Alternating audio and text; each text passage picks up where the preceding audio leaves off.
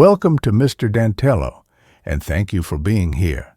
This video features immersive, scary stories from abandoned places and lost locations, created for calm nighttime listening. If you enjoy the video, like, subscribe, and tell us where you're listening from. Make yourself comfortable. Story 1. The calendar inside the abandoned house won't turn past one date. The listing was absurd. Havenwood Manor, historic charm, furnished rooms, 30 night. Posted on a forgotten corner of a budget travel forum. Maya, my college roommate, turned fellow penniless wanderer after graduation, scattered us like dandelion seeds, saw it as salvation. "Jessa, look," she'd said, shoving her cracked phone screen under my nose in the sticky booth of a roadside diner. "It's practically free. 2 nights near Lake Champlain.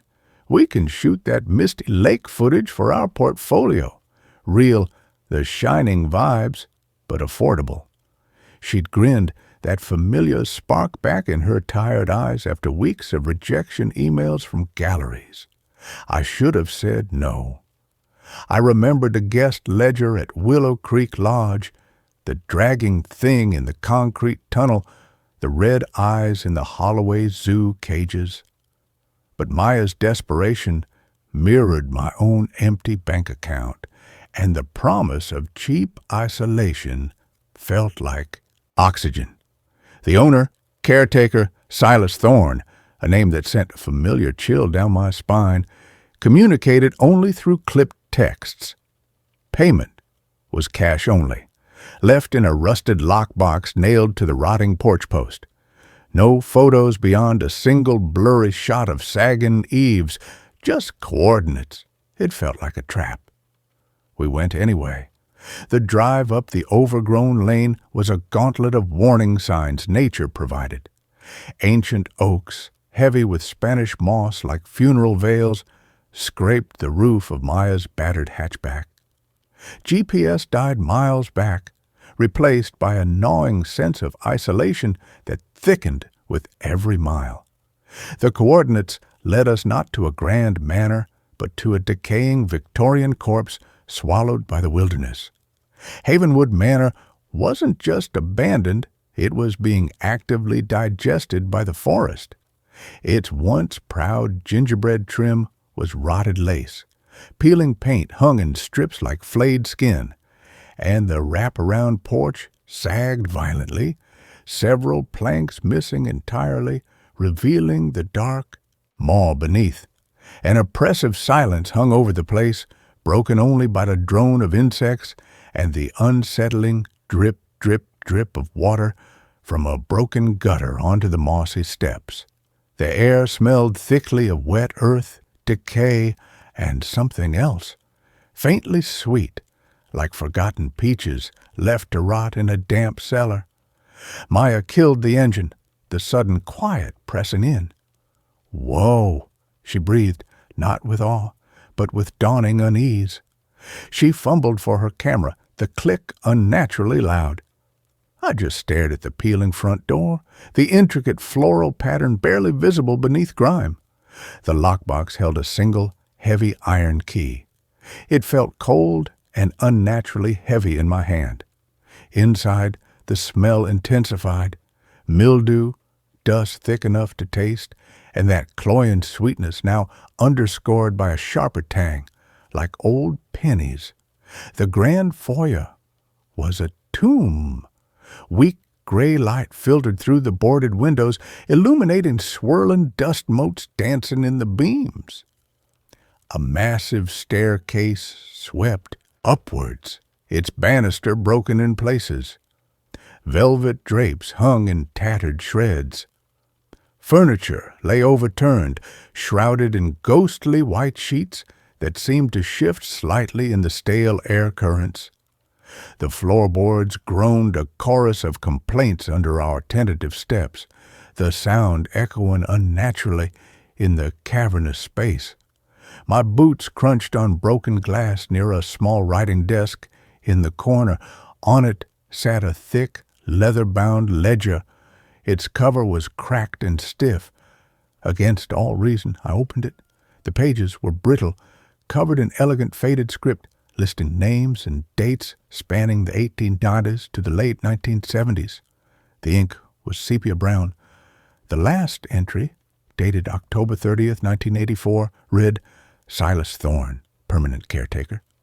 Below it, the page was blank, until I turned it. There, in the same faded brown ink, as if written moments before we arrived, were two new lines. Maya Chen, East Wing, Room 2. Jessa Reed, East Wing, Room 3. My blood turned to ice. Maya, look at this. My voice sounded thin, reedy. She peered over my shoulder, her earlier excitement evaporating. What the hell? That's impossible. That ink's old. And how did it know our names? Our rooms? She flipped back frantically. All the other entries were decades old. This was fresh, too fresh. The air in the foyer seemed to thicken, the dust motes slowing their dance. A low, almost subsonic hum vibrated through the floorboards, setting my teeth on edge. It wasn't machinery. It felt alive. Our rooms were down a long, shadowed corridor on the second floor. The stairs groaned like dying things beneath us. The hallway wallpaper, once opulent floral patterns, was peeling away in long curling strips, revealing damp, black-stained plaster beneath. Water stains bloomed like Rorschach blots on the ceiling. Room 2's door stuck, the wood swollen with humidity. Maya finally shouldered it open with a splintering crack. Inside was marginally better than the foyer. A dusty four-poster bed, a nightstand missing a drawer, a window overlooking the overgrown rose garden, now just a tangle of thorns and skeletal stalks. The air was colder here, smelling sharply of damp wool and that persistent, cloying sweetness. Maya dropped her bag. Okay, weird guest book aside, cheap is cheap, right? We'll shoot the lake at dawn, blow this place by noon. She forced a grin, but it didn't reach her eyes. She kept glancing towards the open door, down the dark hallway.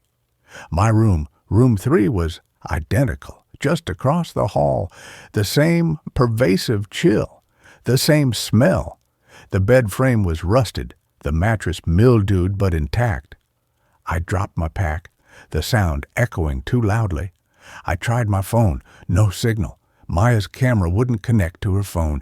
The Wi-Fi password Silas Thorne had texted Havenwood 1884 yielded nothing but error messages. We were truly off-grid, truly alone, or so we thought. Dinner was protein bars eaten in near silence on the creaking porch steps, watching the last bruised light of dusk bleed out over the skeletal trees, the forest sounds. Crickets, distant owls, felt muffled, as if the woods themselves were holding their breath. The manor loomed behind us, a hulking silhouette against the twilight sky, its blank windows seeming to watch us. That subsonic hum was fainter out here, but still present, a vibration in the marrow of my bones. Sleep was impossible. The cold seeped through my sleeping bag on the mildewed mattress. Every groan of the old building, the settling timber, the wind whistling through unseen cracks, sounded like deliberate footsteps. Then, around 3 a.m., I heard it. Faint at first, coming from the hallway. Scritch, scritch, scritch, like fingernails, slow and deliberate, dragging along the peeling wallpaper. It stopped right outside my door. I held my breath, heart hammering against my ribs.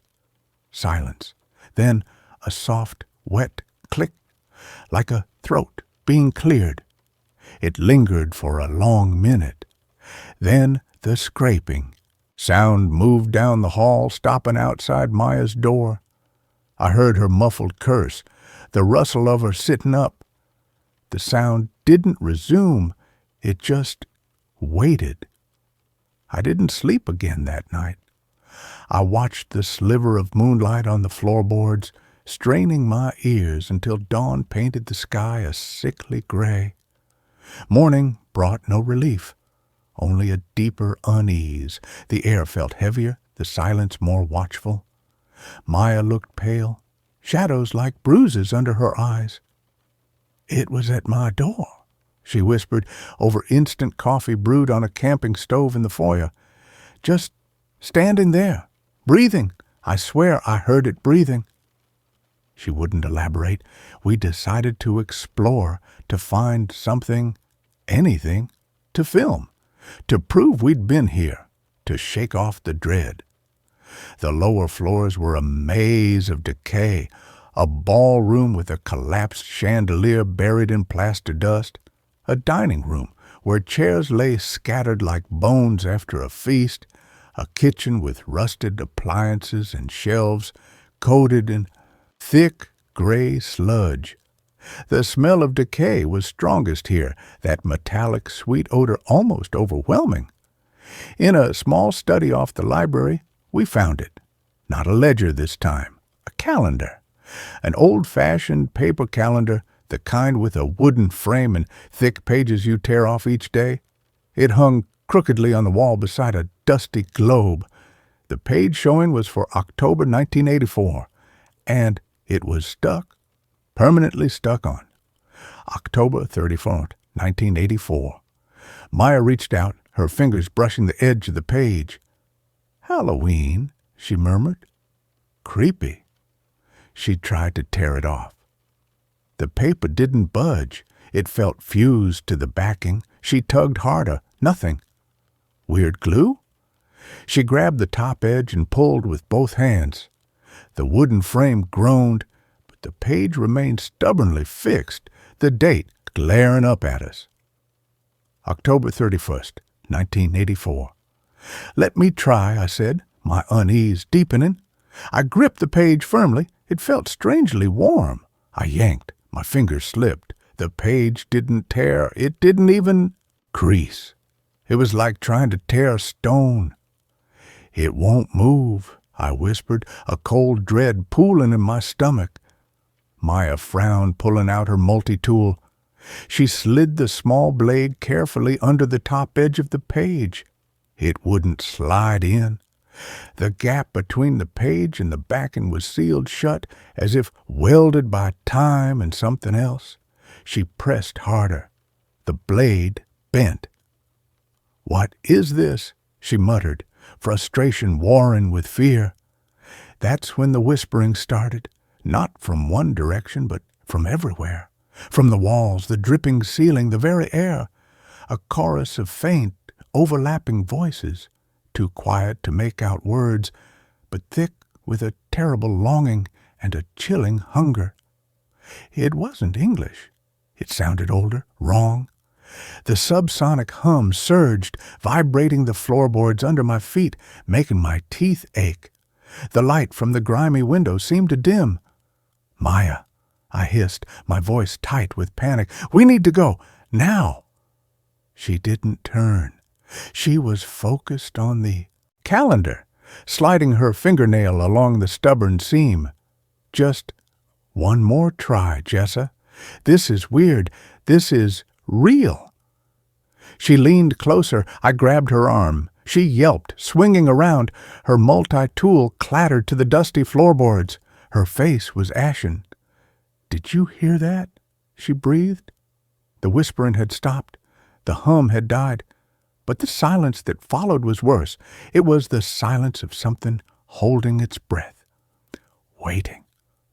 From the darkness of the hallway behind us came a new sound, a slow, wet dragging, like something heavy with no legs being pulled across the soaked carpet. Schlick, schlick, schlick. We didn't wait to see it. We ran. We stumbled back through the library, past the grand staircase, back into the marginally less oppressive gloom of the foyer. We slammed the heavy wooden door to the study shut, leaning against it, gasping. The dragging sound stopped at the other side. Then a single soft thump against the wood, like a head leaning against it, waiting. We barricaded ourselves in the foyer with overturned furniture, a futile gesture against whatever was out there, but it made us feel less exposed. Hours crawled by. The weak daylight bled away, replaced by the deeper shadows of late afternoon. The whispering started again, not in the study this time, but seeming to emanate from the walls of the foyer itself. Faint, insistent, names. I thought I heard my own name woven into the sibilant chorus. Jessa, Jessa, stay. Maya paced like a caged animal, jumping at every creak. We can't stay here tonight, she said, her voice raw. We drive out now. Screw the car getting stuck. We walk. But the forest outside the boarded windows looked different at dusk. The trees seemed closer, their branches reaching, and the whispering, it was getting louder, clearer, no longer just names, phrases. Warm beds, hot supper, check in, stay forever. That's when I saw it on the writing desk. The ledger lay open. I hadn't touched it since last night, but the page had turned. Below our names, written in that same faded brown ink, but looking wetter, darker, as if the pen had just lifted. Check out? Never. Maya saw it too. She made a small broken sound in her throat.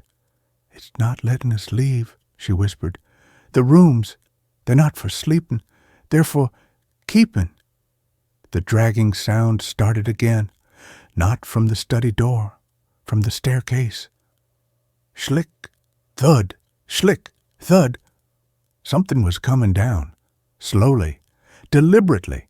The whispering rose to a fever pitch, a cacophony of desperate, overlapping voices filling the foyer, seeming to come from the very dust in the air.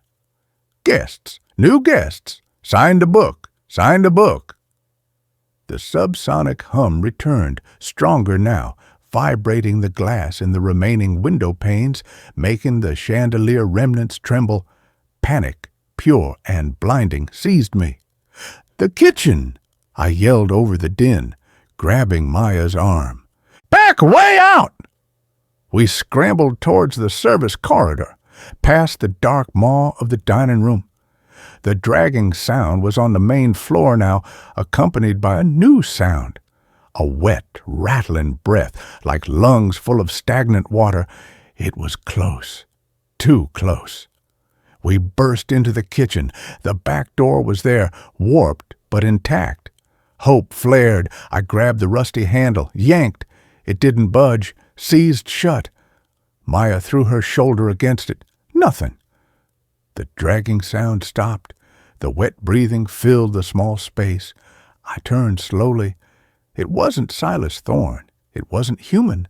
It was a shape formed from the decay of the place itself. Shadows clung to it like tattered rags.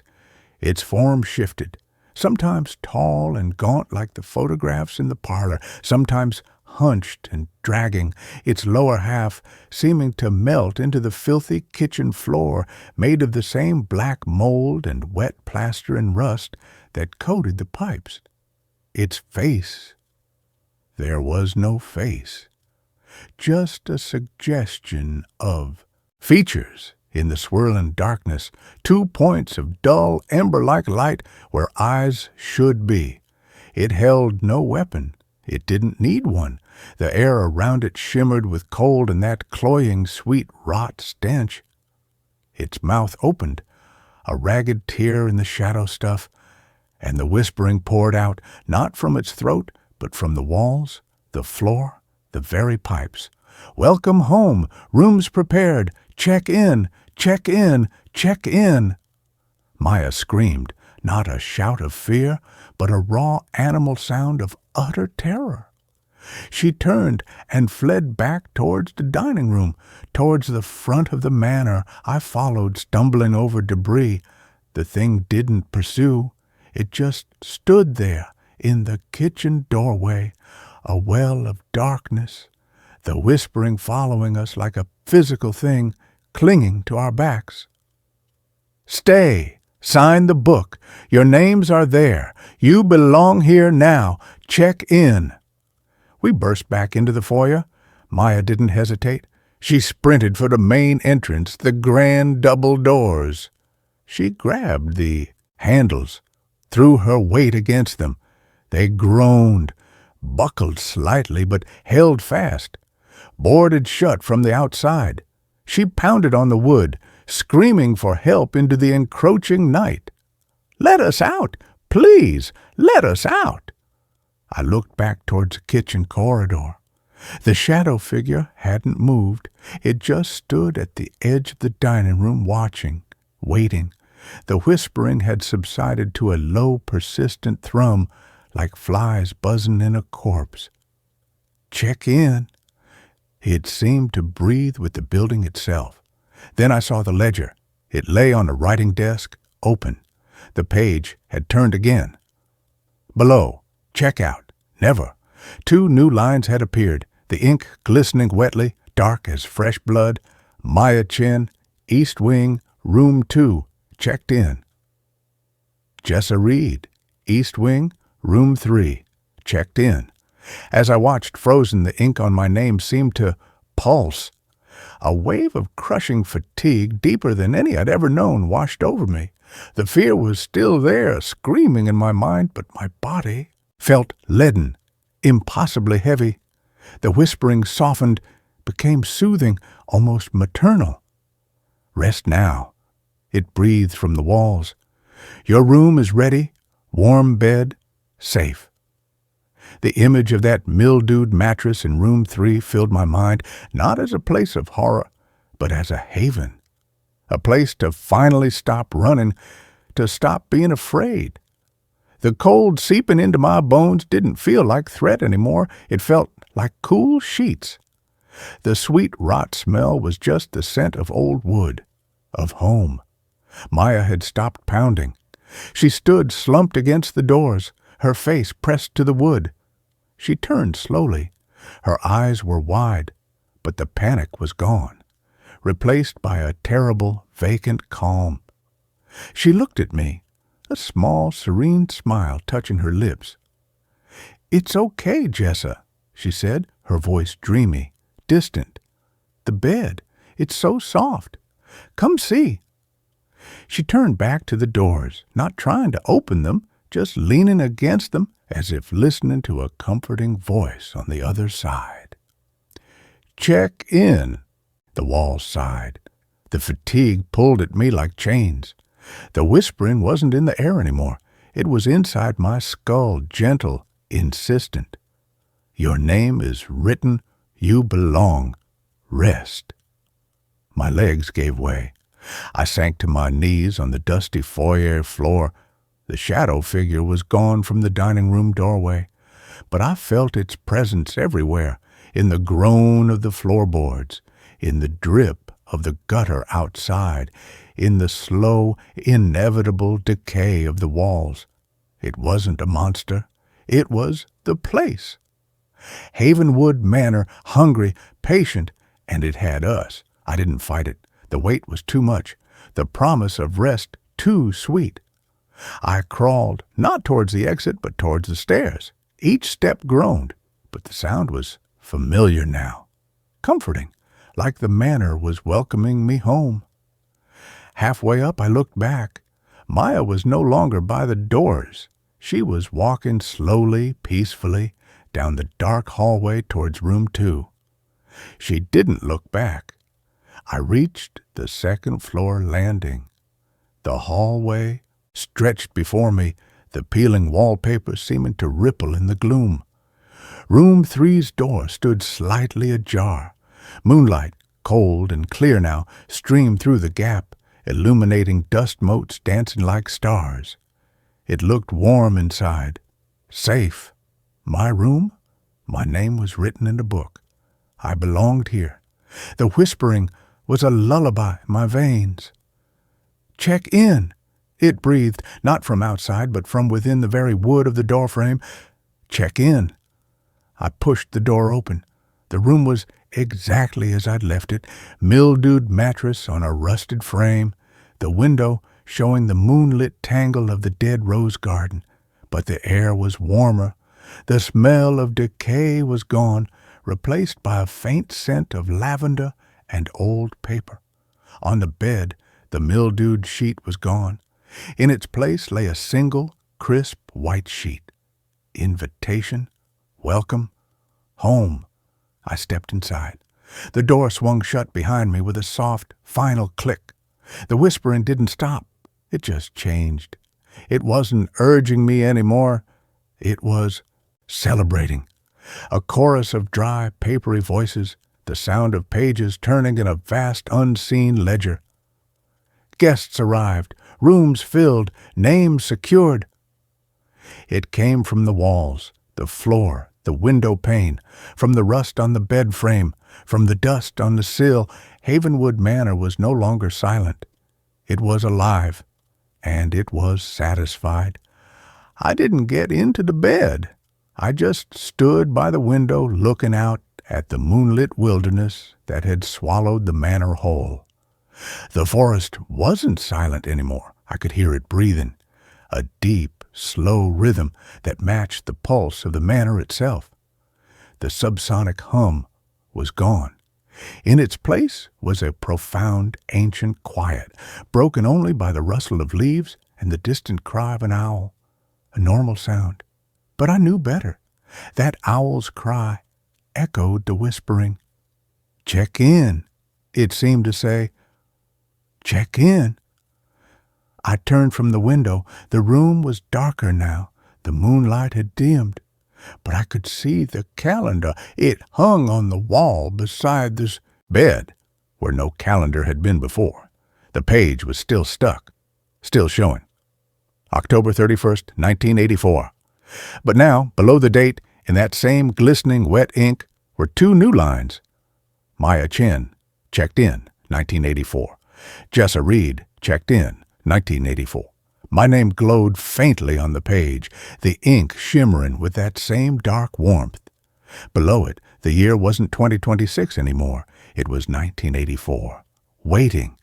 The checkout date remained. Never. The door to the hallway was gone. The walls had subtly shifted, the floral pattern of the wallpaper now forming intricate spiraling patterns that seemed to draw the eye inward, downward. The air grew warmer, heavier. The scent of lavender deepened, masking the underlined sweetness of decay.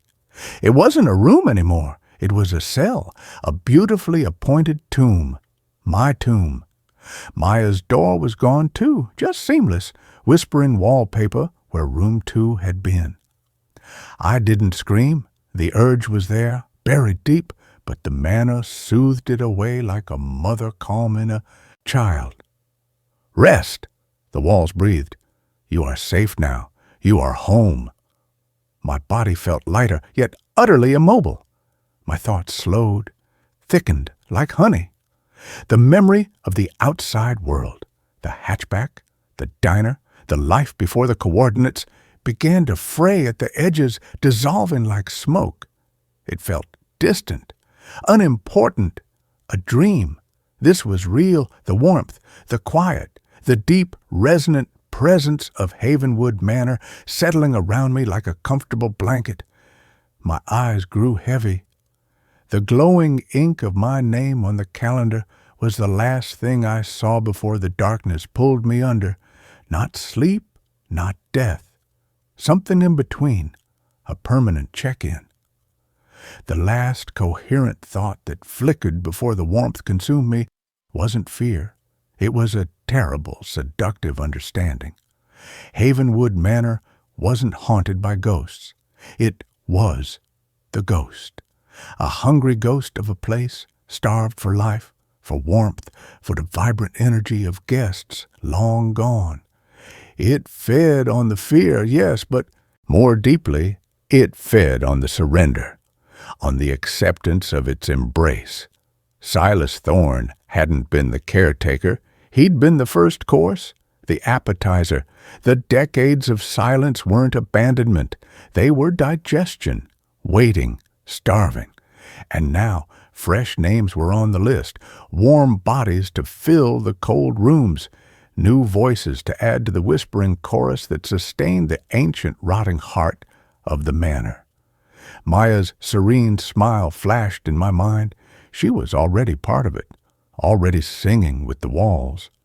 As the final threads of my old self dissolved into the pervasive warmth, into the soft, insistent whisper that was now my own breath, my own blood, I understood the true horror. It wasn't the dragging thing, or the scratched walls, or even the names appearing in the ledger.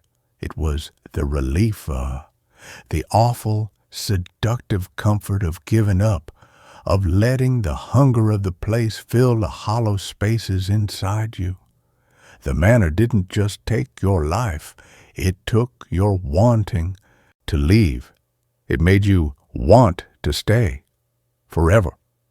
The last thing I felt, as the warmth became all-encompassing, as the whispering became my own heartbeat, was the smooth, cool texture of the calendar's wooden frame under my vanishing hand, and the profound, chilling certainty that echoed not just in the dead air of Room 3, but in the very stones of Havenwood Manor, in the rustling leaves of the devouring forest, in the silent, patient earth beneath it all.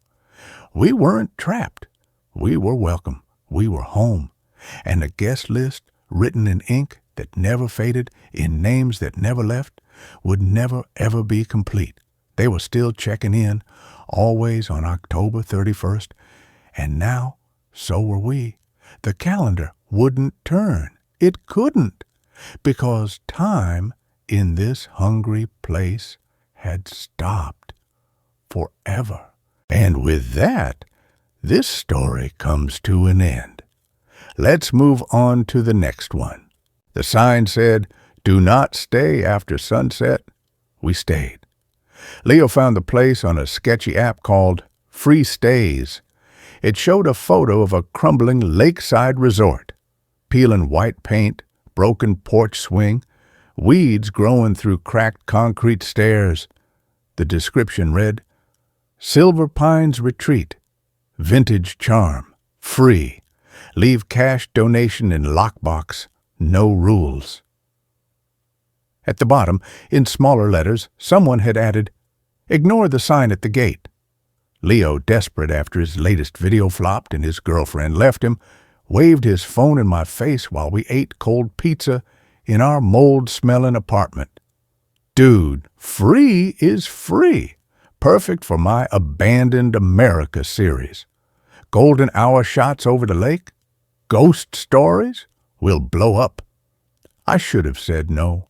I knew that reckless glint in his eyes, the same one that led us to Willow Creek Lodge and the concrete tunnel. But my wallet was empty. The rent was due, and the photo looked peaceful. Just an old place forgotten by time. I agreed. Getting there was a nightmare. GPS died miles back. Rain started, turning the dirt road to mud. Our car's headlights cut through the downpour, illuminating skeletal trees. Then we saw the gate, rusty iron bars chained shut. Taped to it, a hand-painted wooden sign, the words chipped but clear in our headlights. "Do not stay after sunset, for your safety." Management. Below it, spray-painted in red. Leo El YOLO. Jake, 2019. Leo snorted. Typical scare tactic. Probably keeps kids from trashing the place. He rattled the chain. It snapped easily, rust eating through the links. See? No big deal. He shoved the gate open with a screech that echoed in the wet woods. My stomach tightened. The sign didn't feel like a joke. It felt like a warning from someone who knew. Silver Pines wasn't charming. It was a corpse. The main building sagged like a starving animal. Most windows were boarded or shattered. The porch roof had caved in over the entrance. The air smelled of wet, rot, dead leaves, and something faintly sweet, like forgotten fruit in a damp cellar. No bird sang. No frogs croaked from the nearby lake we could hear lapping in the dark. Just the drumming rain and the groan of old wood settling. Leo set up his camera on the porch, filming the storm. Atmospheric! He grinned, but his hands were shaking. I found the lockbox nailed to the rotting post. Inside, a rusty key and a note on yellowed paper. Cash in envelope. Rooms unassigned. Use what you need. Do not stay after sunset. The handwriting was the same as the sign. Sharp, afraid. Inside was worse. The lobby was a tomb. Dust hung thick in the weak light from our flashlights. Velvet curtains hung in shreds. Furniture lay overturned under ghostly white sheets. A massive stone fireplace was full of dead leaves and broken glass. The silence was heavy, thick, pressing against my ears. Only the rain and a low, almost subsonic hum vibrating through the floorboards. It wasn't machinery. It felt alive, like the building was breathing. Leo ignored it, filming cobwebs and peeling wallpaper. This place is gold, Ben, pure gold. He pointed his light at a reception desk. Behind it sat a thick, leather-bound ledger. Its cover was cracked and stiff. Against all reason, I opened it. The pages were brittle, filled with elegant script listing guest names and room numbers from the 1940s and 50s. The last entry was dated October 30th, 1955. Silas Thorne, room 13. Permanent. Below it, the page was blank. Until I turned it. There, in fresh dark ink that glistened like wet blood, were two new lines. Leo Vance, room 7. Ben Carter, room 8. My blood turned to ice. Leo, look at this. My voice sounded thin. He peered over my shoulder. His smile vanished. What the hell? That ink's wet. How did it know our names? He flipped back frantically. All other entries were decades old. This was new. Too new. The hum deepened, vibrating the dust on the desk. The rain seemed to hush outside. The air grew colder, carrying that sweet rot smell stronger now. Leo snapped the ledger shut. Okay, weird. Probably some creep messing with us, but look! He shone his light out a broken window. The rain had stopped. The clouds were breaking. The setting sun painted the lake in fiery orange and purple. Golden hour. We stay. We get the shots. We leave at dawn. Easy. He didn't ask me. He just started unpacking his gear. The sign's words echoed in my head. Do not stay after sunset. But Leo's desperation was a stronger pull. We were broke. This was content. I stayed. Dinner was protein bars eaten on the porch steps, watching the sun bleed out over the water. The forest around the resort was unnaturally quiet. No crickets, no owls, just the lap of waves and the wind sighing through the pines. The resort loomed behind us, its dark windows like empty eyes. That low hum was constant now, a vibration in my teeth. As the last light faded, the temperature dropped sharply. My breath fogged in the air. Leo kept filming, his camera light cutting through the gathering gloom. Almost dark, he murmured, not looking at me. The real footage starts now. Darkness fell fast and thick. We used our flashlights. The beams felt weak, swallowed by the shadows inside the lobby. The hum grew louder, a deep thrumming in the floorboards. Then came the sounds, faint at first. Scritch, scritch, scritch. Like fingernails dragging slowly down the wallpaper in the hallway upstairs. It stopped outside room 7. Silence. Then a soft, wet click, like a throat clearing. I froze. Leo lowered his camera. "You hear that?" he whispered. We listened. Nothing. Then the scraping moved. Stopped outside room 8. My door. I held my breath. The scraping didn't resume. It just waited. I didn't sleep. I sat on the dusty floor of room 8, back against the door. Flashlight beam fixed on the hallway. The cold seeped through my jacket. The sweet rot smell was everywhere. The scraping sound never came back. But the feeling of being watched didn't leave. Dawn felt like a lifetime away. Morning light, gray and weak, finally filtered through the grimy window. The hum was gone. The cold lessened. Leo looked exhausted, dark circles under his eyes. "It was at my door," he said quietly over instant coffee brewed on a camping stove in the lobby. "Just standing there, breathing that wet sound. I swear I heard it breathing." He wouldn't say more.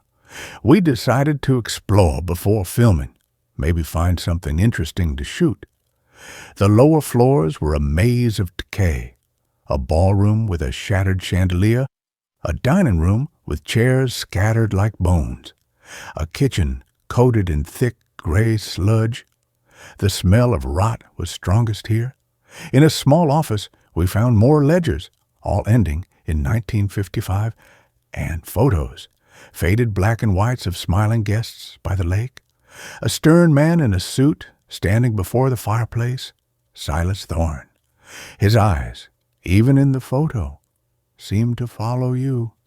We found the old guest cabins, small wooden structures behind the main building, half swallowed by the woods. Most were collapsed. Cabin 13 stood apart, slightly cleaner, its door slightly ajar. Inside, the smell hit us first. That sweet rot stench, overwhelming, mixed with the metallic tang of old blood. The walls weren't just peeling, they were scratched. Deep, frantic gouges covered every inch of floral wallpaper, as if something had tried desperately to claw its way out. At the foot of a stripped bed frame, the wooden floor was stained a dark, rusty brown. Leo raised his camera, his hand trembling. "This is it," he whispered. "This is the shot." He stepped closer. That's when the whispering started, not from one place, from the walls, from the floorboards, from the very air. A chorus of faint, overlapping voices, too quiet to make out words, but thick with a terrible longing and a chilling hunger. It wasn't English. It sounded older. Wrong. The subtonic hum surged, vibrating the floor under my boots, making my teeth ache. The weak morning light from the cabin window seemed to dim. "Leo!" I hissed, panic clawing at my throat. "We need to go. Now!" He didn't turn. He was focused on the viewfinder, zooming in on the scratched wall. "Just one more shot, Ben. This is real. This is gold." "Leo!" I grabbed his arm. He yelped, swinging around. His camera clattered to the dusty floor. His face was ashen. "Did you hear that?" he breathed. The whispering had stopped. The hum died. But the silence that followed was worse. Heavy. Waiting. From the darkness of the hallway behind us came a new sound. A slow, wet, dragging, like something heavy with no legs being pulled across the floor. Schlick, schlick, schlick. We ran. We didn't stop until we were back in the lobby of the main building, slamming the heavy front door shut behind us, leaning against it, gasping. The dragging sound stopped at the other side. Then a single, soft thump against the wood, like a head resting against it, waiting. We barricaded the lobby with overturned furniture, A useless gesture, but it made us feel less exposed. Hours crawled by. The weak daylight bled away. Shadows lengthened. The whispering started again, not just in the cabins now, but seeming to come from the lobby walls themselves. Faint, insistent, names. I thought I heard my own name woven into the sibilant chorus. Ben, Ben, stay. Leo paced like a caged animal. "We can't stay here tonight," he said, his voice raw. "We drive out now. Screw the Jeep getting stuck. We walk." But the forest outside the broken windows looked different at dusk. The trees seemed closer, their branches like grasping fingers. And the whispering, it was getting louder, clearer, no longer just names, phrases. Warm beds, hot supper, check in, stay forever. That's when I saw it, on the reception desk. The ledger lay open. I hadn't touched it since last night, but the page had turned. Below our names, written in that same dark, wet ink. Check out. Never. Leo saw it too. He made a small, broken sound. "It's not letting us leave," he whispered. "The rooms, they're not for sleeping. They're for keeping." The dragging sound started again, not from the cabins this time, from the staircase. Schlick, thud, schlick, thud. Something was coming down, slowly, deliberately. The whispering rose to a fever pitch, a cacophony of desperate voices filling the lobby. "Guests! New guests! Sign the book! Sign the book!" The hum returned, stronger, vibrating the glass in the remaining window panes. Panic seized me. "The kitchen!" I yelled. "Back way out!" We scrambled towards the service corridor. The dragging sound was on the main floor now, close. The wet breathing filled the small space behind us. We burst into the kitchen. The back door was there, warped but intact. Hope flared. I grabbed the handle, yanked. It didn't budge. Seized shut. Leo threw his shoulder against it. Nothing. The dragging stopped. The wet breathing was right behind us in the kitchen doorway. I turned slowly. It wasn't Silas Thorne. It wasn't human. It was a shape formed from the decay of the place itself. Shadows clung to it like tattered rags. Its form shifted, sometimes tall and gaunt, sometimes hunched and dragging. Its lower half, melting into the filthy floor, made of black mold, wet plaster, and rust. Its face was just a suggestion of features in the darkness, 2 points of dull, ember-like light where eyes should be. It held no weapon. It didn't need one. The air around it shimmered with cold and that cloying stench. Its mouth opened, a ragged tear in the shadow stuff, and the whispering poured out, not from its throat, but from the walls, the pipes, the very floor. "Welcome home. Rooms prepared. Check in. Check in. Check in." Leo screamed, a raw animal sound. He turned and fled back towards the dining room. I followed, stumbling over debris. The thing didn't pursue. It just stood there in the kitchen doorway, watching, waiting. The whispering followed us. "Stay. Sign the book. Your names are there. You belong here now. Check in." We burst back into the lobby. Leo didn't hesitate. He sprinted for the main entrance. He grabbed the handles, threw his weight against the barricaded doors. They groaned, buckled slightly, but held fast. Boarded shut from the outside, he pounded on the wood, screaming for help into the encroaching night. "Let us out! Please, let us out!" I looked back toward the kitchen. The shadow figure hadn't moved.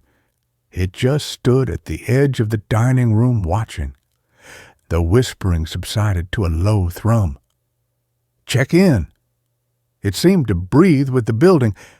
Then I saw the ledger, open on the reception desk. The page had turned again. Below, "Check out." Never. 2 new lines had appeared, the ink glistening wetly, dark as fresh blood. Leo, Vance, room 7, checked in. Ben Carter, room 8, checked in. As I watched, the ink on my name seemed to pulse. A wave of crushing fatigue washed over me. The fear was still there, screaming in my mind, but my body felt leaden. The whispering softened, became soothing. Rest now. It breathed from the walls. Your room is ready.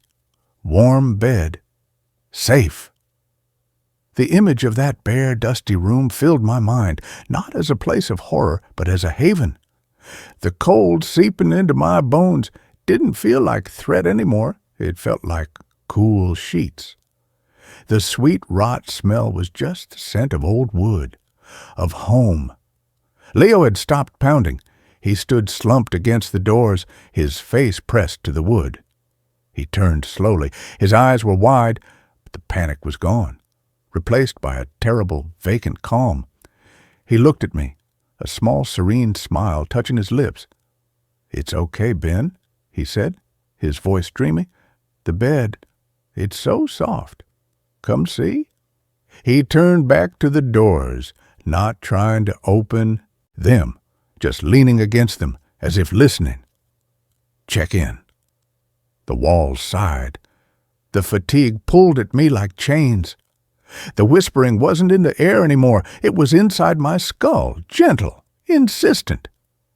Your name is written. You belong. Rest. My legs gave way. I sank to my knees on the dusty lobby floor.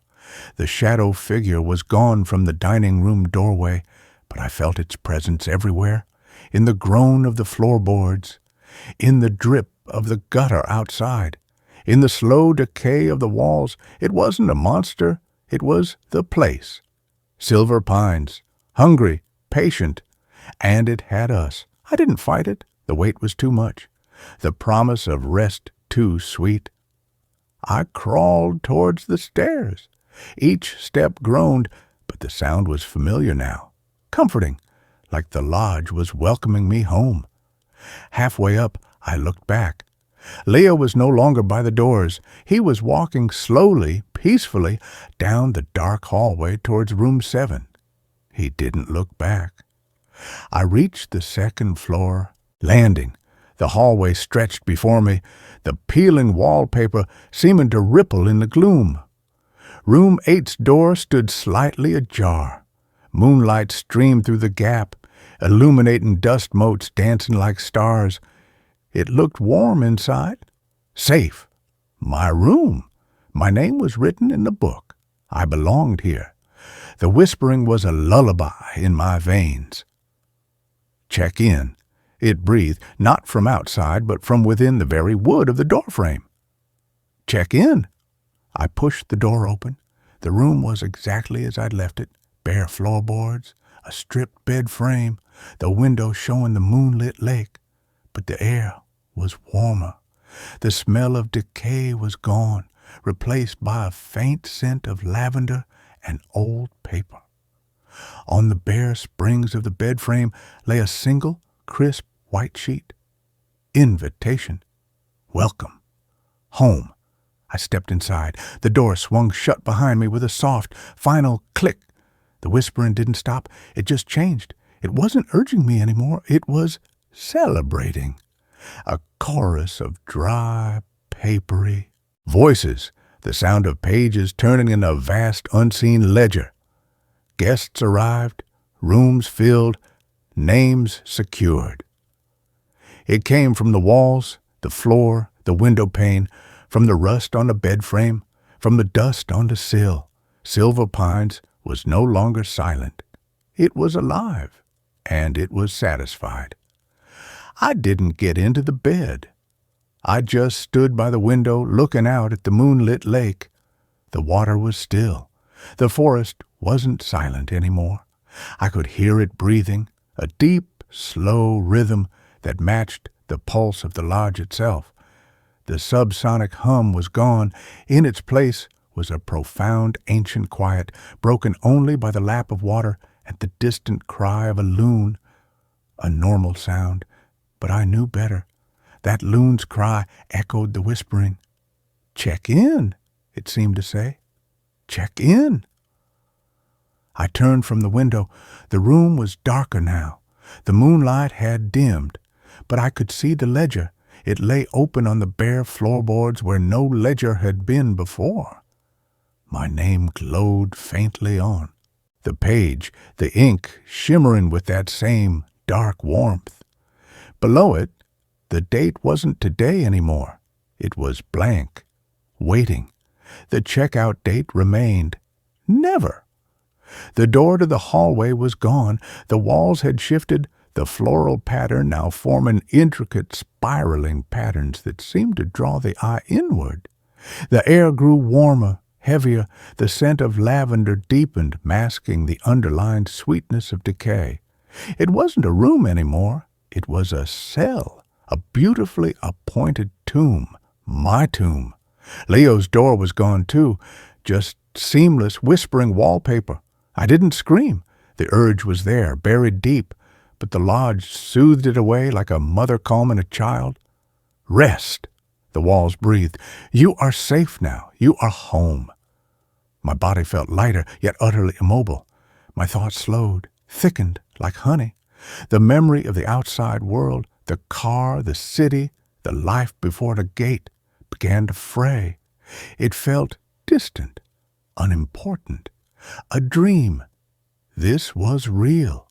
The warmth, the quiet, the deep, resonant presence of silver pines settling around me like a comfortable blanket. My eyes grew heavy. The glowing ink of my name was the last thing I saw before the darkness pulled me under. Not sleep, not death. Something in between, a permanent check-in. The last coherent thought that flickered was understanding. Silver Pines wasn't haunted by ghosts. It was the ghost. A hungry ghost of a place, starved for life, for warmth, for the vibrant energy of guests long gone. It fed on the fear, yes, but more deeply, it fed on the surrender, on the acceptance of its embrace. Silas Thorne hadn't been the caretaker. He'd been the first course. The decades of silence weren't abandonment. They were digestion, waiting, starving. And now, fresh names were on the list. Warm bodies to fill the cold rooms. New voices to add to the whispering chorus that sustained the ancient rotting heart of the resort. Leo's serene smile flashed in my mind. He was already part of it, already singing with the walls. As the final threads of my old self dissolved into the pervasive warmth, into the soft, insistent whisper that was now my own breath, my own blood, I understood the true horror. It wasn't the dragging thing, or the scratched walls, or even the names appearing in the ledger. It was the relief. The awful, seductive comfort of giving up, of letting the hunger of the place fill the hollow spaces inside you. The resort didn't just take your life.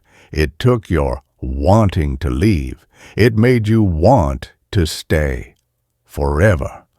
The last thing I felt was the smooth, cool texture of the ledger's leather cover under my vanishing hand, and a profound, chilling certainty that echoed not just in the dead air of room 8, but in the very stones of Silver Pines, in the rustling leaves of the devouring forest, in the silent, patient earth beneath it all.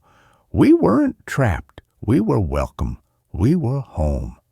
And the guest list, written in ink that never faded, in names that never left, would never ever be complete. They were still checking in, and now so were we. The sign by the gate hadn't been a warning. It had been an invitation, one we'd foolishly accepted forever. That's where this story ends. Let's continue with the next. Every night, my neighbor's lights flash, in Morse code. Last night, it spelled run.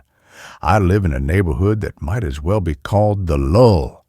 It's a quiet, meticulously manicured suburban cul-de-sac, where the only excitement is the annual block party and the occasional argument over recycling bin placement. I'm a creature of routine, a tax accountant whose greatest adventure is a weekend hike, and I moved here 3 years ago for the very lack of drama. My house, a 2-story colonial, is separated from my next-door neighbors, a slightly grander Victorian model, by a perfectly adequate 20-foot stretch of lawn and a tall decorative cedar hedge. The hedge is important. It provides privacy, a neat green wall that allowed me to forget they existed. The neighbors, the only people I interacted with on a semi-regular basis, were the Petersons. Or they were the people I assumed were the Petersons.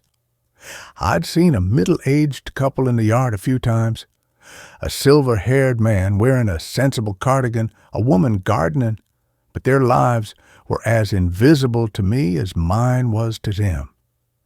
They were the epitome of quiet, respectable, suburban anonymity. Then the flickering started. It began subtly about 4 months ago, just after the Petersons had some exterior work done on their house. They had installed a new string of roofline LED lights, the kind that stay on all night for a soft ambient glow. I didn't mind them. They looked festive, even in the middle of a mundane Tuesday. But one night, I was sitting in my living room grading tax forms, when I noticed the light on the far corner of their house, the one directly facing my master bedroom window, was behaving strangely. It wasn't a short-circuit flicker. It was a rhythmic flash. A short burst, a long one, another short one, then a pause, and the pattern would repeat. I initially dismissed it as a faulty wire, a cheap Chinese LED that had finally given up the ghost. But the pattern was too clean, too precise. It had a deliberate mechanical cadence that was unsettlingly familiar. I have a strange, almost photographic memory for obscure data. As a teenager, I was briefly obsessed with Barodioa II cryptography, spending one summer memorizing the international Morse code chart for a school project that, naturally, no one else cared about. I pulled my laptop closer, pulled up the international Morse code standard, and watched the rhythm again. Short, long, long, long, short. It repeated. I felt a cold knot tighten in my stomach. The pattern, repeating every 30 seconds, translated perfectly to a single, solitary letter. The letter B. I spent the entire next week watching that light, feeling an obsessive need to decode the message. Every night, exactly at 11 p.m., the light would turn on and begin its silent, rhythmic transmission. B, B, B. It was relentless. I was losing sleep, not because of the light itself, which was faint, but because of the unnerving persistence of the message. I considered walking over there, knocking on the door, and asking the Peterson family about their malfunctioning light.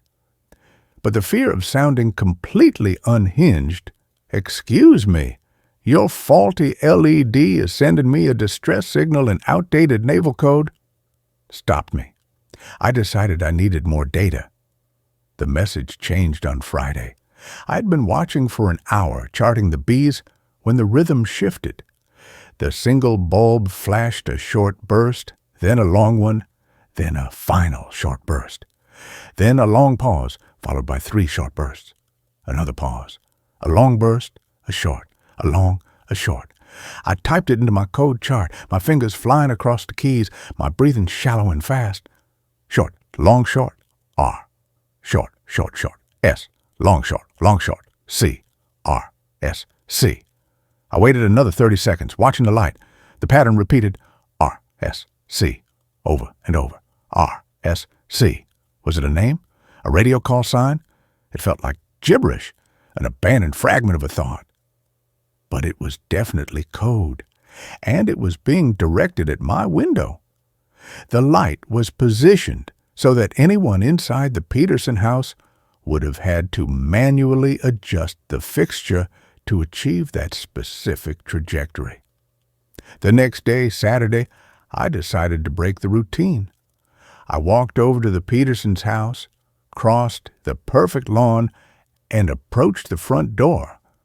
I intended to ask about the light, feign a neighborly concern about their electrical wiring. But as my hand rose to knock, I saw a subtle detail that made me hesitate. The blinds on the front window were not merely drawn. They were taped shut from the inside with black electrician's tape, sealed against the frame so that not a single sliver of light or shadow could escape or enter. The house was not just quiet, it was inert, a crypt of respectable suburbia. I backed away and returned home, the unease now a deep, throbbing ache beneath my ribs. I watched the lights again that night, but with a new awareness. I was no longer an analyst. I was a target. At 11:00 p.m., the light turned on and began its sequence. Long, short, long, short, long, short, long, short. I worked through the sequence on my desk, the numbers and letters blurring under the fluorescent lamp. Long, T. Short, long, short, R. Long, short, long, K. Short, E, T, R, K, E. Not a common word, perhaps a name, perhaps a brand. Then the message repeated, slightly faster this time. T, R, K, E, T, R, K, E, T, R, K, E. The frantic repetition felt like a cry for help. The following night, the message was longer, taking nearly a minute and a half to transmit. I sat in the dark, notebook on my knee, meticulously recording every flash, the frantic dots and dashes turning into a desperate narrative. Long, long, long, short, short, long, long, short, short, short, long, short, short, short, short, long, short, short, short, short, short, long, long, short. I transcribed the letters one by one, writing them down without looking at the whole word until the final letter was confirmed. W-H-A-T-S-U-P. The message wasn't frantic or pleading. It was a question. What's up? A casual conversational inquiry directed at me through the silent language of light. The sheer audacity of it, the cold, calculated normalization of this clandestine communication, made my hand shake. I wasn't just observing a faulty light anymore. I was now part of the exchange. Someone inside that silent house knew I was watching, and they were initiating a dialogue. The question wasn't, "Who are you?" or "Are you watching?" It was, "What's up?" They were assuming I was already involved, a partner in this bizarre, covert correspondence. I couldn't sleep. The implication was paralyzing. If they knew I was watching, they must have placed the light, adjusted the direction, and started the conversation specifically for me. I needed to respond, to end this, to force the reality of the situation into the light of day. But how do you talk to a cryptic entity that communicates through light pollution and a dead language? I went into my attic and found an old, powerful camping floodlight I used for power outages. I dragged it to my bedroom, set it on a tripod, and aimed it at the Petersons' corner light fixture. At 10:55 p.m., I sat down, my finger poised over the power button. I had chosen my response carefully. It was simple, direct, and unassailable. At 11:00 p.m., the Peterson light turned on and began its sequence. Short, long, short, R, short, short, short, S, long, short, C. The R-S-C from the previous night, the one I had dismissed as gibberish. This time, I realized what it was. It wasn't a name. It was a call sign, a way to establish a two-way channel. I waited for the full sequence to complete, took a deep breath, and began to flash my floodlight back. Long, long, long O, long, short, long K. The light I had bought was far too bright for the suburbs, and my OK was a blinding, disruptive burst aimed squarely at their window. I held the light steady on the final long flash of the K and then turned it off, my heart hammering like a drum. For a full minute, the Peterson light continued its RSC sequence, repeating the call sign, seemingly oblivious to my response. I started to think my message hadn't been seen, that my signal had been too crude, too fast. Then, the RSC sequence cut off midway. The light went completely dark for 10 seconds. Then it came back on and began a new, slow, deliberate transmission. Long, long, long, long, long, short. Long, short, short. Long, short. Short, long, short, long. Long, long. Long, short, long. Short, short, long. Short, short, short. Short, long, short, long. I was transcribing this with a pencil, the lead breaking twice under the pressure. The message was excruciatingly long, taking nearly 3 minutes to complete. The decoded message was a terrifying, almost poetic answer to my question, FINDRAWERTHHIDDEN.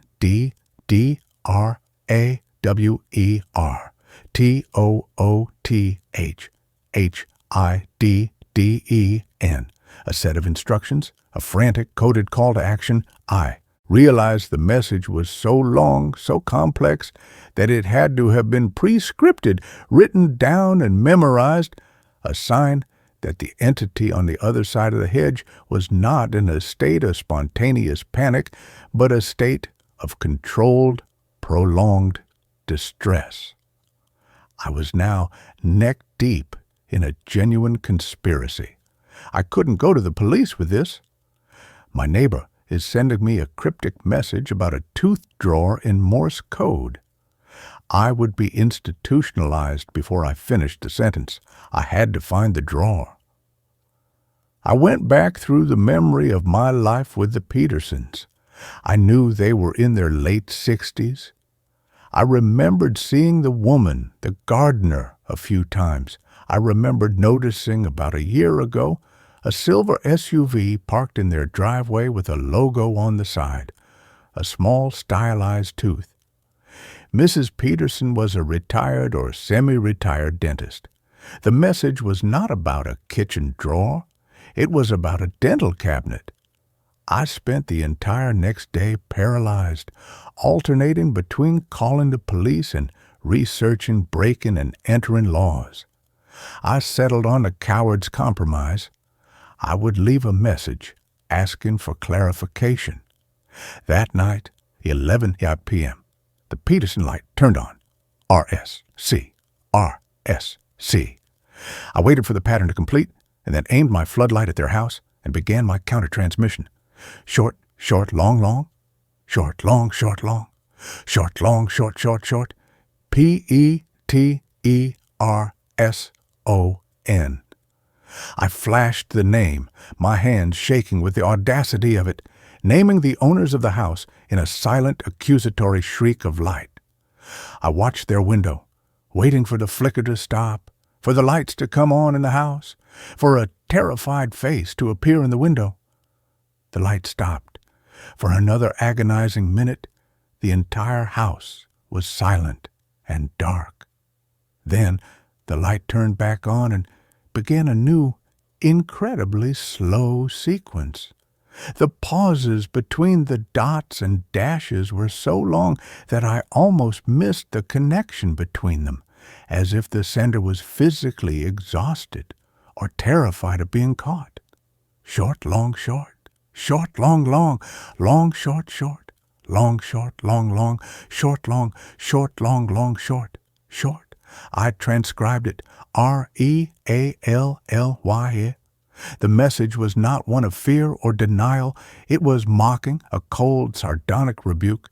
They weren't just communicating with me. They were playing with me, toying with my escalating anxiety.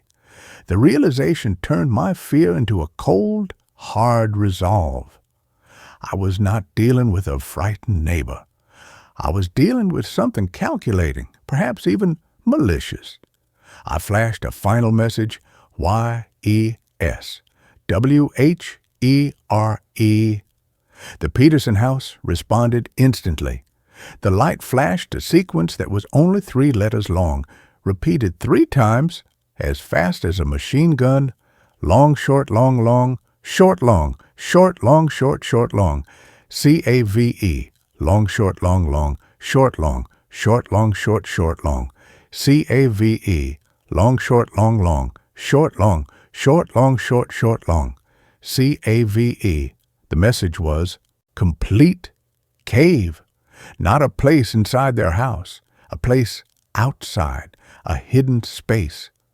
The only cave in their yard was the small stone-lined shed they used to store their gardening tools. I couldn't wait until the next night. I waited an hour until 1:00 a.m., the hour of the dead. I slipped on dark clothing, grabbed my large flashlight and the bronze sculpture I used as a paperweight, and climbed over the cedar hedge.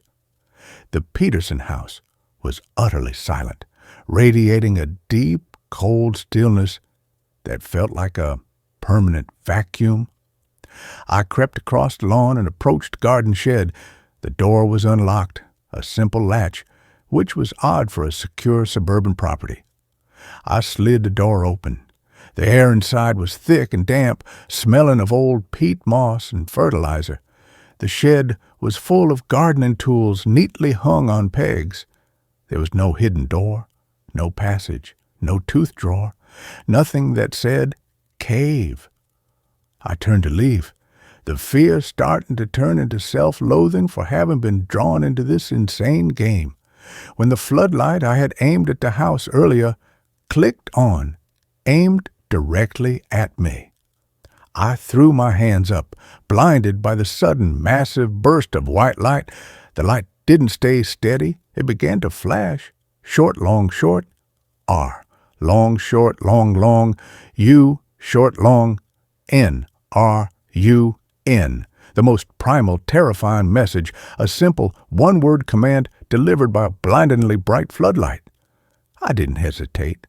I sprinted out of the shed across the lawn and scrambled back over the cedar hedge, throwing myself onto my own side of the property. I lay there, panting, the smell of cut grass filling my nostrils, listening.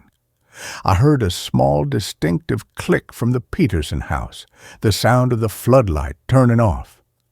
I stayed on my side of the lawn, clutching the bronze sculpture, watching the house. Nothing moved, nothing stirred. The house was once again dark, silent, and entirely inert. I waited until morning, then packed a bag, left a note for my cleaning lady, and drove 300 miles to a remote cabin I owned in the mountains. I did not call the police. I knew the Petersons were involved, that they had set the light, but the nature of the message, R-U-N, suggested they were either a prisoner or a deeply disturbed tormentor. I wasn't going to stick around to find out which. I have been in the cabin for 3 weeks now. No internet, no television, no phone signal, just the trees, the snow, and the quiet. I was finally starting to decompress, to allow the impossible events to fade into a nightmare.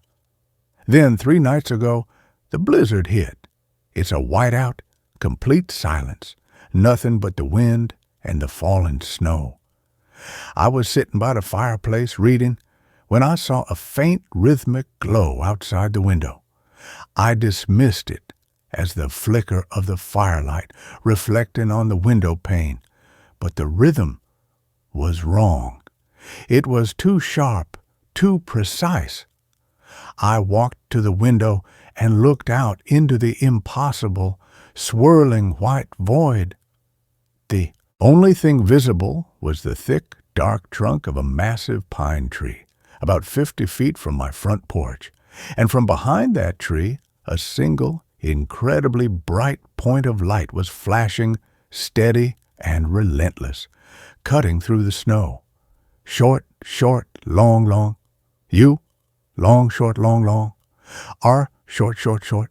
S, short, long, short, short. T, long, long, long. O, short, long, short, short. D, I transcribed the letters on the condensation of the window. URSTOD.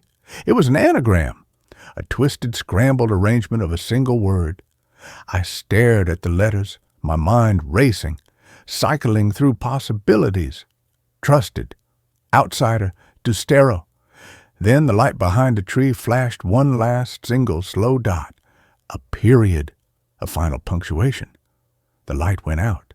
The forest was dark, silent, and only the sound of the wind remained. But the light had left its message. It was a perfect 6-letter word, DOTS. I was staring at the letters I'd written on the glass. Then I looked back at the light. The letters I had seen were URSTOD, and the light had ended with a single dot. A dot in Morse code is an E. I was missing one letter. My memory, my perfect cryptographic memory, had failed me. I had missed a dot or a dash somewhere in the frantic transmission. The light had seen my confusion and sent me a clue. Dots, the components of the language itself. I realized I hadn't made a mistake in transcription. The light had lied to me, given me a false letter, and then sent the correct final letter as a clue. It wasn't a neighbor anymore. It was a cryptographer, a cold, calculating mind that was playing a game of escalating terror. The true word, the one that used all the letters I had transcribed plus the final E, was not an anagram. It was a sentence composed of the letters I saw plus the final E, T, R, U, S, T, E, D. I looked at the light, the final message, the single terrifying dot that was the period, and I knew what had happened. Someone, an intelligence, had followed me, setting up the same exact light system in the woods. And they weren't sending me a warning. They were confirming a truth. The truth was that I was trusted. I was the new recipient of the communication, the replacement for whoever had been taken from that silent house. I was the new antenna, the final complete message. The one that the single dot had been hinting at all along was the most terrifying realization of all.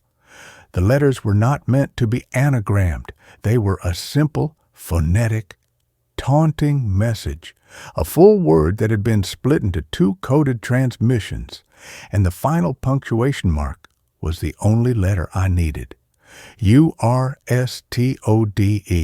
You are stood. I am stood here, looking out at the dark woods, knowing the light is gone, but the message has been delivered. I am stood, I am stopped, and I am watched. And the silent, patient intelligence that communicates in dots and dashes is somewhere in the absolute blackness of the forest, waiting for the next exchange to begin, waiting for me to turn on my own floodlight and ask the inevitable question, what's up? I know that the next message will not be a command to run. It will be a set of instructions. And I am terrified because I know that I will not be able to stop myself from answering. And with that, this story comes to an end. Let's move on to the next one. We explored an empty school. The chalkboard was writing our names. It wasn't supposed to be haunted. That was the first lie we told ourselves, and the most dangerous. Blackwood Elementary closed in 2003, not because of tragedy, not because of scandal, but because of spreadsheets, declining enrollment, budget cuts, a newer, shinier facility built 5 miles down the county road. The district didn't even strip it bare. just locked the doors, turned off the power, and walked away. Desks remained in classrooms. Textbooks mouldered on shelves. Lunch trays sat stacked in the cafeteria, coated in a fine gray dust that smelled like chalk and forgotten time. That's why we chose it. No urban legends, no deaths, no cursed janitors or vanishing children, just a dead building. Neutral ground, perfect for testing the new gear. We, me, Cass, and Theo. Cass, documentary filmmaker, skeptic to the bone, armed with a red Komodo, 3 mics, and a voice that could dissect a ghost. Story mid-sentence.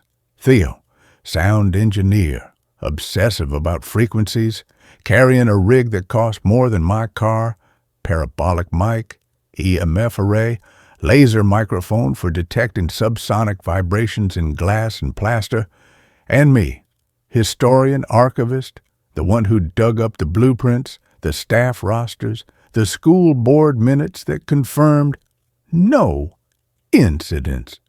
Just arithmetic, not agony. We parked behind the overgrown baseball field, where the chain-link fence sagged inward like a tired sigh. Theo popped the trunk, handing out headlamps, radios, and a handheld thermal imager I'd borrowed from a fire investigator friend. "Remember the rules," Cass said, adjusting her camera strap. "No provoking, no taunting. We observe. We record. We leave before 2 a.m. midnight, ideally." Theo smirked. "You're afraid of a school, Cass? I'm afraid of you getting bored and trying to summon something with a Ouija app." She shot back. I didn't join in. I was staring at the building. Blackwood Elementary wasn't imposing. 2 stories of red brick, white trim now peeling like sunburnt skin, a cupola on the roof with a clock face frozen at 3:07. Windows grimed opaque, except for one on the second floor, third from the left, where the glass was clean, too clean, like it had been wiped recently. Didn't mention it. We slipped through a gap in the fence, boots crunching on frost-brittle weeds. The front doors were chained, but the side entrance, the old teacher's lounge access, had a broken latch. Theo jimmied it with a flathead in 10 seconds. The smell hit us first. Not decay, not mildew, lemon-scented disinfectant. Underneath it, the dry, papery scent of old paper, of crayons left to melt in a hot drawer, of linoleum wax gone rancid. We flicked on headlamps. The hallway stretched before us, lockers dented and tagged with faded Sharpie names. Jen plus Mike for Ivar. Mr. Davis sucks. Help me. The floor gleamed dully under our beams, as if recently mopped. "Power's off," Theo murmured, checking his EMF. "Baseline 0.2. Normal." Cass started rolling. Blackwood Elementary, November 2nd, 2025, 11:14 p.m. Exterior access successful. Initial interior assessment unremarkable. We moved deeper. Classrooms yawned open on either side. Tiny chairs stacked on desks. Construction paper turkeys still taped to bulletin boards. A skeleton hanging in the science room, one arm dangling by a thread. In room 12, a half-finished math worksheet sat on a teacher's desk. 6x7, Shakespeare. The pencil lay beside it, tip snapped. "Someone left in a hurry," I said. "Or forgot," Cass replied. "Probably just rushed out on the last day. Kids do that." We climbed the stairs to the second floor. That's when Theo stopped. "Hold up." He raised a hand, eyes locked on his sound monitor. A waveform pulsed on the screen. Low frequency, steady, rhythmic. Thump, thump, thump, like a finger tapping wood. "Where's it coming from?" He turned slowly, parabolic mic sweeping the hall. The sound grew louder, centered on room 207. The door was closed, not locked, just shut. We exchanged glances. Cass nodded. I reached for the knob. Cold, not metal cold. Skin cold. I turned it. The door opened silently. Room 207, fourth grade classroom. Desks arranged in clusters. A reading rug, moth-eaten. A bookshelf labeled chapter books. A world map on the wall, corners curling. And at the front, the chalkboard. Full-length slate, framed in chipped oak. Covered in writing, not scribbles, not graffiti. Names. Dozens of them. Neat, cursive, the kind of careful script a teacher uses when taking attendance. Eleanor Pratt, Jason Taylor, Miranda Lopez, Devin Harris, Sarah Wilkins, Kevin Chen, Talia Nguyen, Ben Carter. The list went on, all names I recognized from the 1998-1999 Blackwood Elementary. Yearbook, I'd brought a copy. These were real students, real kids, but at the bottom of the board, 3 new lines, fresh, the chalk still dusty on the ledge beneath them. Cassandra Voss, Theodore Kim, Elias Reed. Our names, written in the same hand, the same precise looping cursive, as if the board had been waiting, as if it had known we were coming. Cass lowered her camera. "Okay," she said, voice tight. "That's new?" Theo stepped forward, laser mic aimed at the slate. "No vibration," he whispered. "No mechanical source. It's static, like the chalk's just there." I moved closer. The chalk wasn't just on the board. It was in it, pressed deep into the slate's pores, as if forced by pressure, by fingertips. I reached out, stopped myself, because beneath my name, Elias Reed, the chalk was still moving, not sliding, growing. A dot appeared after the day, then a curve, a period, then below. It.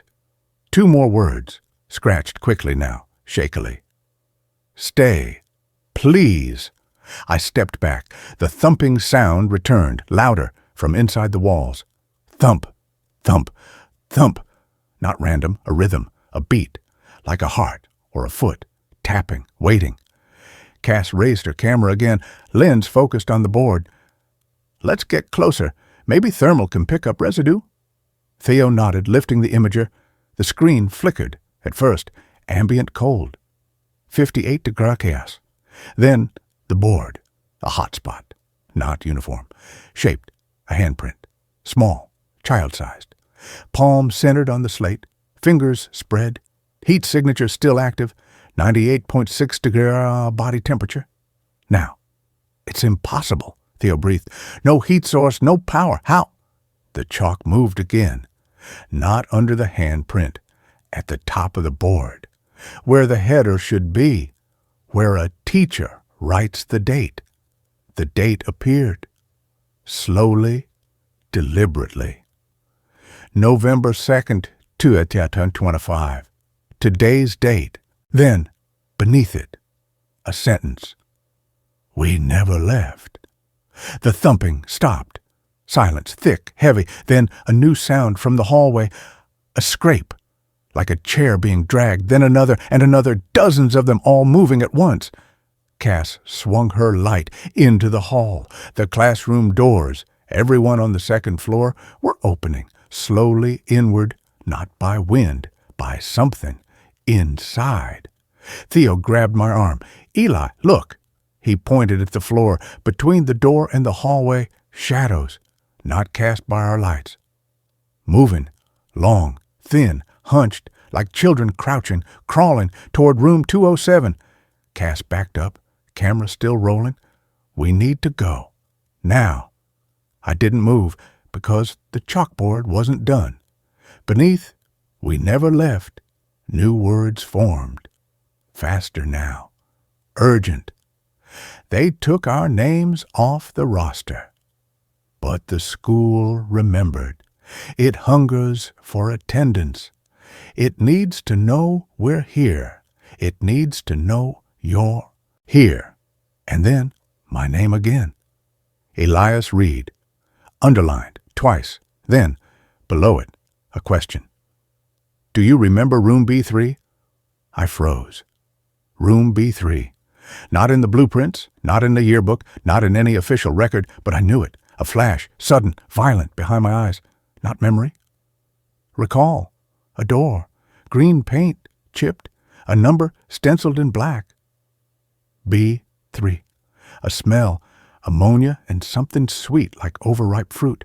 A hand, small, cold, slipping into mine. A voice whispering, "Don't tell. They'll think you're lying. They always do." I'd buried it, after my mother made me promise never to speak of it again, after the school counselor said it was night terrors, after the principal assured my parents the basement storage rooms had been sealed since '78, but I'd been here before. Age 7, lost during a field trip, wandered down a staircase behind the boiler room, found the door, opened it, and inside, not storage, a classroom, empty desks, a single chair at the front, and on the chalkboard, already written, Alias Reed. Present. I'd run, screamed. They found me curled in the furnace room, shivering, babbling about the quiet kids and the teacher who didn't have a face. They called it trauma, imagination. But now, I knew. The school didn't close because of budgets. It closed because they stopped coming to class. Because the attendance sheet grew too long. Because the hunger grew too loud. And the board was taking roll. The scraping in the hall was closer. Doors fully open now, shadows pooled in the threshold, not just at eye level. Low, knee-high, crawling. Cass grabbed my shoulder. "Eli, move!" We ran, not toward the stairs, toward the opposite end of the hall, where the old art room had a window overlooking the field. Theo led, thermal imager held high. The screen flared, dozens of heat signatures, all 98.6 degree, all child-sized, all moving on hands and knees, fast. The art room door was jammed. Theo kicked it. Wood splintered. We tumbled inside. Cass slammed the door, threw her weight against it. Thud. Something hit the other side. Not hard. Patient. Then again. Thud. And again. Thud. A rhythm. A beat. The same as the tapping. We backed toward the window. Theo smashed the glass with his thermal unit. Cold air rushed in. We climbed out, onto the roof of the first-floor wing, slid down the sloped shingles, landed hard on the frost-stiff grass, ran, didn't stop until we hit the car, locked the doors, started the engine, drove. No one spoke, not until we were 10 miles away, headlights cutting through the fog rolling in off the river. Cass finally lowered her camera. The footage played on the monitor, the chalkboard, our names, the date, the message. Then, just before we fled, the board again. New words, written in a frantic scrawl. You left before roll call ended. Attendance is mandatory. You are still enrolled. Your desk is still here. We saved you a seat. Room B3 is waiting. Theo wiped his face. His hands were shaking. Check your pockets, he said quietly. Cass frowned, reached into her jacket, pulled out a piece of chalk, white, dusty, unbroken. Theo opened his. Same. I didn't need to look. I could feel it in my coat. Hard, cylindrical, cold. I took it out, held it in my palm. It wasn't just chalk. It was labeled. In tiny, precise script along the side, E. Reed, room B3, period 1. That was 3 nights ago. I haven't slept. Every time I close my eyes, I hear it, the thump, thump, thump.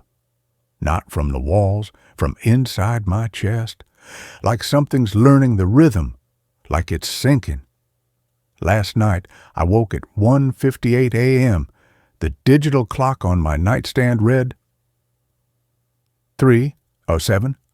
The time the school clock is frozen. I went to the bathroom, looked in the mirror, steam fogged the glass, and in it, words written in condensation.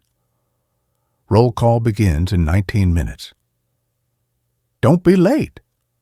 They're taking names. I wiped it away. It reappeared, deeper, burned into the glass. This morning, I found the yearbook open on my desk. Not the copy I brought, an older one, 1975, page 87, the 4th grade class photo. 23 children, smiling, but in the back row, 3 empty desks, name tags still taped to the tops. E. Reed. C. Voss.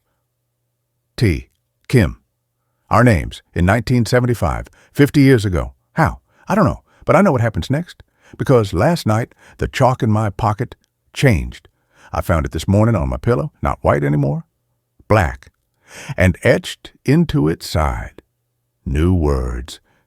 Your name is called. You must answer. Say, here. Or they mark you absent, and absent students get sent to the office. I know where the office is. Basement, room B1, next to B3. I know what's in the office because the yearbook has a photo. The principal, Mr. Alden, smiling. But his eyes, no pupils, just black slate, like a chalkboard, waiting to be written on. Tonight, I'll go back. Not because I want to, because I have to. Roll call is at 2:17 a.m. They'll call my name.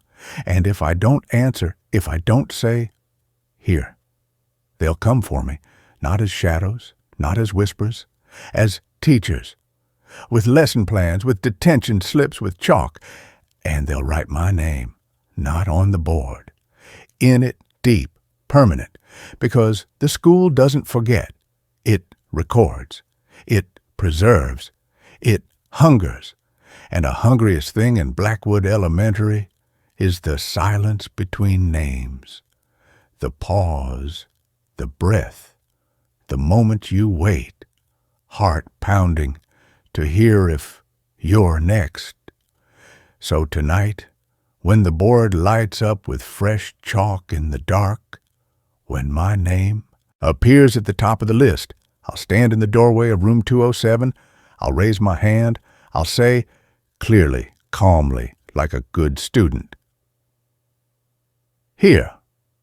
Because the alternative is to be absent, and absent students don't get to leave, they get filed, in room B3, where the desks are small, where the lights don't work, where the chalk never runs out, and where on the board, fresh and glistening in the dark, a new name is always being written, waiting for the next child, the next explorer, the next you, to step inside, to hear the roll call, to feel the cold chalk form in your pocket, and to wonder, if you say here, will it be enough, or will the school ask for more? A signature, a fingerprint, a promise, to stay, to learn, to become part of the lesson. Because in Blackwood Elementary, attendance isn't just mandatory, it's forever. And with that, this story comes to an end. Let's move on to the next one. We explored an empty church where candles light themselves. Leo was obsessed with the St. Ignatius Church, not the grand cathedral downtown, but the old one, the one swallowed by the overgrown woods on the edge of what used to be the Miller farm.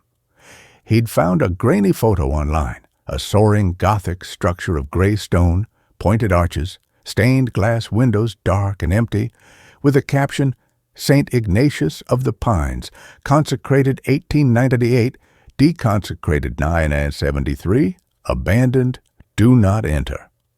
Leo, ever the thrill-seeker nursing a broken heart and a dwindling bank account, saw it as the perfect subject for his Lost Sanctuaries YouTube series. "Dude, it's got the whole vibe," he'd said, waving his phone under my nose in our cramped apartment.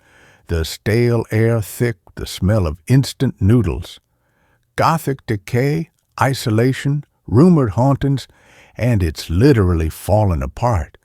We get golden hour footage, some atmospheric drone shots, maybe catch those ghost lights people talk about. Easy content." He'd grinned, that reckless spark back in his eyes. I should have said no. I remembered the unease that clung to Willow Creek Lodge, the way the walls had whispered my name. But Leo's enthusiasm was infectious, and the rent was due. The church was just a building, I told myself, stone and wood and empty air. No guest ledger, no shadow things, just silence. I agreed. The drive was a slow crawl down a series of increasingly neglected back roads, ending rutted dirt track barely visible through the encroaching pines. The GPS died miles back, replaced by a gnawing sense of isolation that thickened with every mile. The Miller farm was just skeletal foundations and rusted machinery half buried in weeds. Beyond it, the woods closed in, ancient and watchful.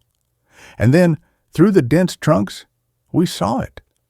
St. Ignatius rose from the forest floor like a broken bone. Its gray stone was stained black with decades of rain and damp, fissured by roots and time. The soaring steeple was intact, a stark finger pointing accusingly at the overcast sky, but the roof over the nave was partially caved in, revealing splintered rafters against the gray.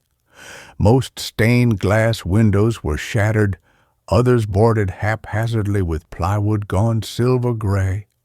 The heavy oak doors hung slightly ajar on rusted hinges, one hanging crookedly. An oppressive silence hung over the place, broken only by the drone of insects and the rustle of dry leaves skittering across the dead grass. The air smelled of wet stone, decaying wood, and a faint, unsettlingly sweet incense that seemed utterly out of place. It wasn't the clean scent of church incense. It was cloying, thick, like flowers left too long on a grave. Leo killed the engine, the sudden quiet pressing in. "Whoa," he breathed, not with awe but with a dawning unease. He fumbled for his camera, the click unnaturally loud. I just stared at the gaping maw of the doorway. The air felt heavy, charged, like the pressure before a storm. We grabbed our packs, water, protein bars, Leo's drone, my cheap flashlight, and approached. Inside, the smell of incense intensified, mixed with the damp chill and the sharp tang of mildew. The grand nave was a cavern of shadows. Moonlight, weak and gray, filtered through the broken roof and boarded windows, illuminating swirling dust motes dancing in the beams. Pews lay overturned, shrouded in ghostly white sheets of dust and cobwebs. The altar at the far end was a ruin, the marble top cracked, the carved reredos behind it splintered and blackened as if by fire. At the foot of the altar, on a small circular stone plinth, stood a dozen or so tall white candles, ordinary-looking but pristine, untouched by the pervasive decay. Their wax was smooth, unblemished, no drips, no soot on the plinth. "That's weird," Leo murmured, lowering his camera slightly. "How are they so clean?" I didn't answer. My attention was fixed on the candles. Something about them felt wrong, not menacing exactly, but expectant, as if they were waiting. The silence was absolute, no wind whistling through the broken panes, no creaking timbers, just a deep, watchful quiet that seemed to press against my eardrums. Then a soft pop. We both jumped. One of the candles near the edge of the plinth had just lit itself. A small, steady flame bloomed from the wick, casting a warm, dancing pool of light on a dark stone floor. No smoke, no spark, just light. "Holy shit," Leo whispered, raising his camera again, his earlier unease forgotten in the face of the shot. "Did you see that? It just lit." Before I could warn him, another pop, then another. 2 more candles flared to life, their flames steady, unwavering in the still air. They weren't flickering.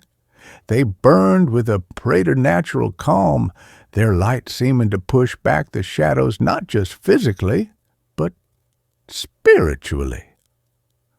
The sweet incense smell grew stronger, almost overwhelming. "Leo, stop filming," I hissed, my voice tight with a dread that coiled cold in my gut. "We need to go now." He ignored me, mesmerized. "This is it, Ben. This is the footage. Look at them. They're lighting themselves." He took a step closer to the altar, towards the plinth. Maybe it's some kind of delayed ignition. Gas leak? He sounded like he was trying to convince himself. A 4th candle lit, then a 5th. The warm light pooled around the altar, making the shadows beyond the nave seem deeper, more impenetrable. The silence deepened, becoming a physical presence. The dust motes stopped dancing. The air grew colder. The incense smell now laced with that sharp metallic tang I remembered from the sealed tunnel, the smell of old blood. The flames didn't flicker, they just burned, watching us. "Leo!" I grabbed his arm. He yelped, swinging around. The camera clattered to the dusty floorboards. His face was pale. "Did you feel that?" he breathed. "The air, it just changed." The 6th candle lit, and with it a sound, not a pop, a whisper, faint, sibilant, seeming to come from the walls, the very stones themselves, not words, just a sigh, a collective exhalation of breath held for decades, the subsonic hum I'd felt at Willow Creek, the one that vibrated in the marrow, began, not loud, but deep, resonating through the stone floor and up my legs. Panic, cold and absolute, seized me. "Out! Now!" I yelled, my voice cracking. I turned and stumbled back down the center aisle towards the gaping doors. Leo scrambled after me, retrieving his camera. We burst out into the weak afternoon light, gasping. The forest sounds, birds, insects, rushed back, but they sounded muted, distant. The oppressive silence of the church lingered on our skin. We collapsed on the dead grass, leaning against Leo's Jeep, hearts hammering. "Okay," Leo panted, running a hand through his hair. "Okay, that was intense. Definitely not gas, but the footage—" "Ben, the footage is gold. Did you see it? Clear as day." I looked back at the church. The doorway was just darkness, but the warm, steady glow of the 6 lit candles was visible deep within the nave, casting long, distorted shadows that seemed to writhe on the walls. "We can't stay," I said, my voice trembling. "We drive out now. Screw the shots." But the forest outside looked different. The trees seemed closer, their branches reaching, and the whispering, it hadn't stopped. It was fainter, carried on the breeze, but it was there, a chorus of dry, papery voices sighing from the pines. "Stay, light the way, join the vigil." We spent the afternoon trying to rationalize it, filming the exterior, the drone buzzing uselessly overhead. It lost signal the moment it approached the steeple.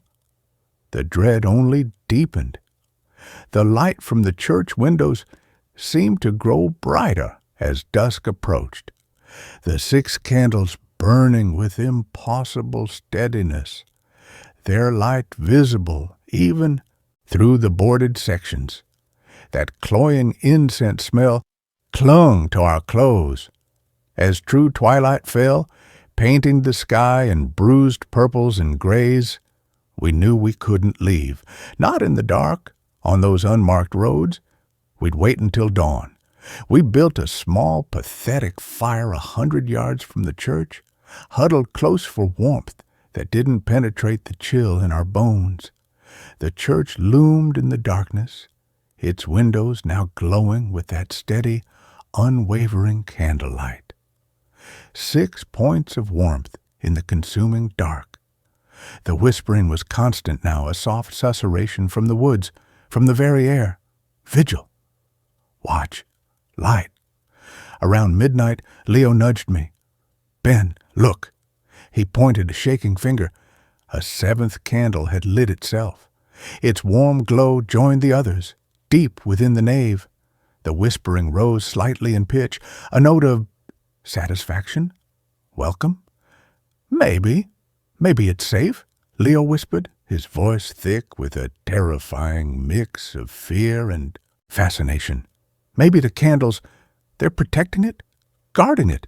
We could go inside just for a minute. See the altar lit? Get the shot from inside? No, I said, the word a ragged breath. It's not safe. It's calling us. An 8th candle flared to life. The light from the church seemed to pulse just once. The whispering became clearer, forming words. Come. Warmth. Safe. Leo stood up. I have to, he said, his eyes fixed on the glowing windows. I have to see it. The light. It's beautiful, Ben. Don't you feel it? It's peaceful. He started walking towards the church, not running, walking with a calm, almost serene determination. Leo, stop! I screamed, scrambling after him. But he didn't hear me or didn't care. He walked up the crumbling stone steps, pushed open the heavy oak door, and stepped into the nave. I followed, my legs leaden with terror. Inside the air was warmer, thick with the cloying incense and that metallic tang. All 12 candles were burning now, their flames perfectly still, casting a warm, golden light that made the dust motes glow like embers. The shadows in the corners were deep, but not threatening. Not anymore. The whispering was a gentle lullaby coming from the walls, the pews, the very air. Vigil. Watch. Stay. Leo stood before the altar, bathed in the candlelight. He wasn't filming. He just stood there, his face upturned, tears tracking clean lines through the grime on his cheeks. A small, peaceful smile touched his lips. It's so quiet, he murmured. So calm. I looked at the candles. The wax wasn't melting. The flames didn't consume the wicks. They just were eternal, waiting. And on the stone plinth, in the space between the candles, the dust had been disturbed, not by wind, by a finger. And written in the dust, in a careful, looping script, were 2 names. Leo Vance, Vigil Keeper. Ben Carter, Vigil Keeper. As I watched, the dust beneath my name seemed to shimmer. The whispering softened, became almost maternal. Rest now, it breathed. Your place is lit. The warmth of the candles seeped into my bones, not just physical warmth, but a deep, seductive comfort. The fear didn't vanish. It was soothed away, folded into the quiet, the light, the eternal watchfulness of the place. The church wasn't abandoned. It was occupied by the light, by the vigil, and it needed keepers. Leo turned to me, his eyes glowing with the reflected candlelight, serene and vacant. It's okay, Ben, he said, his voice dreamy. The light. It never goes out. Come, stand your watch. The last vestige of resistance crumbled. The cold dread was replaced by a profound, terrible peace. My name was written. My place was waiting. The candles had lit themselves for us. I walked forward, not towards the door, but towards the altar, towards the warm, steady light, towards my place beside Leo. The 9th candle flared to life. As I reached the plinth, its flame joining the others in perfect, silent vigil. The whispering became a chorus of contentment. Vigil kept, watchers found, light remains. I didn't look back at the dark doorway. The outside world was gone. There was only the light, the silence, the eternal, watchful peace of St. Ignatius. My hands, of their own accord, reached out and cupped the warm, smooth wax of the candle before me. The flame didn't flicker. It just burned, steady and sure, illuminating the dust motes, the ancient stones, and the 2 new vigil keepers standing their watch in the empty, sacred dark. The church had been waiting, and now we would wait with it, forever. The candles would never go out, and neither would we. And that's where this story ends. Let's move on to the next one. The underground hospital beneath my city still has patients. The leak started in the basement, not a drip, not a seep, a pulse.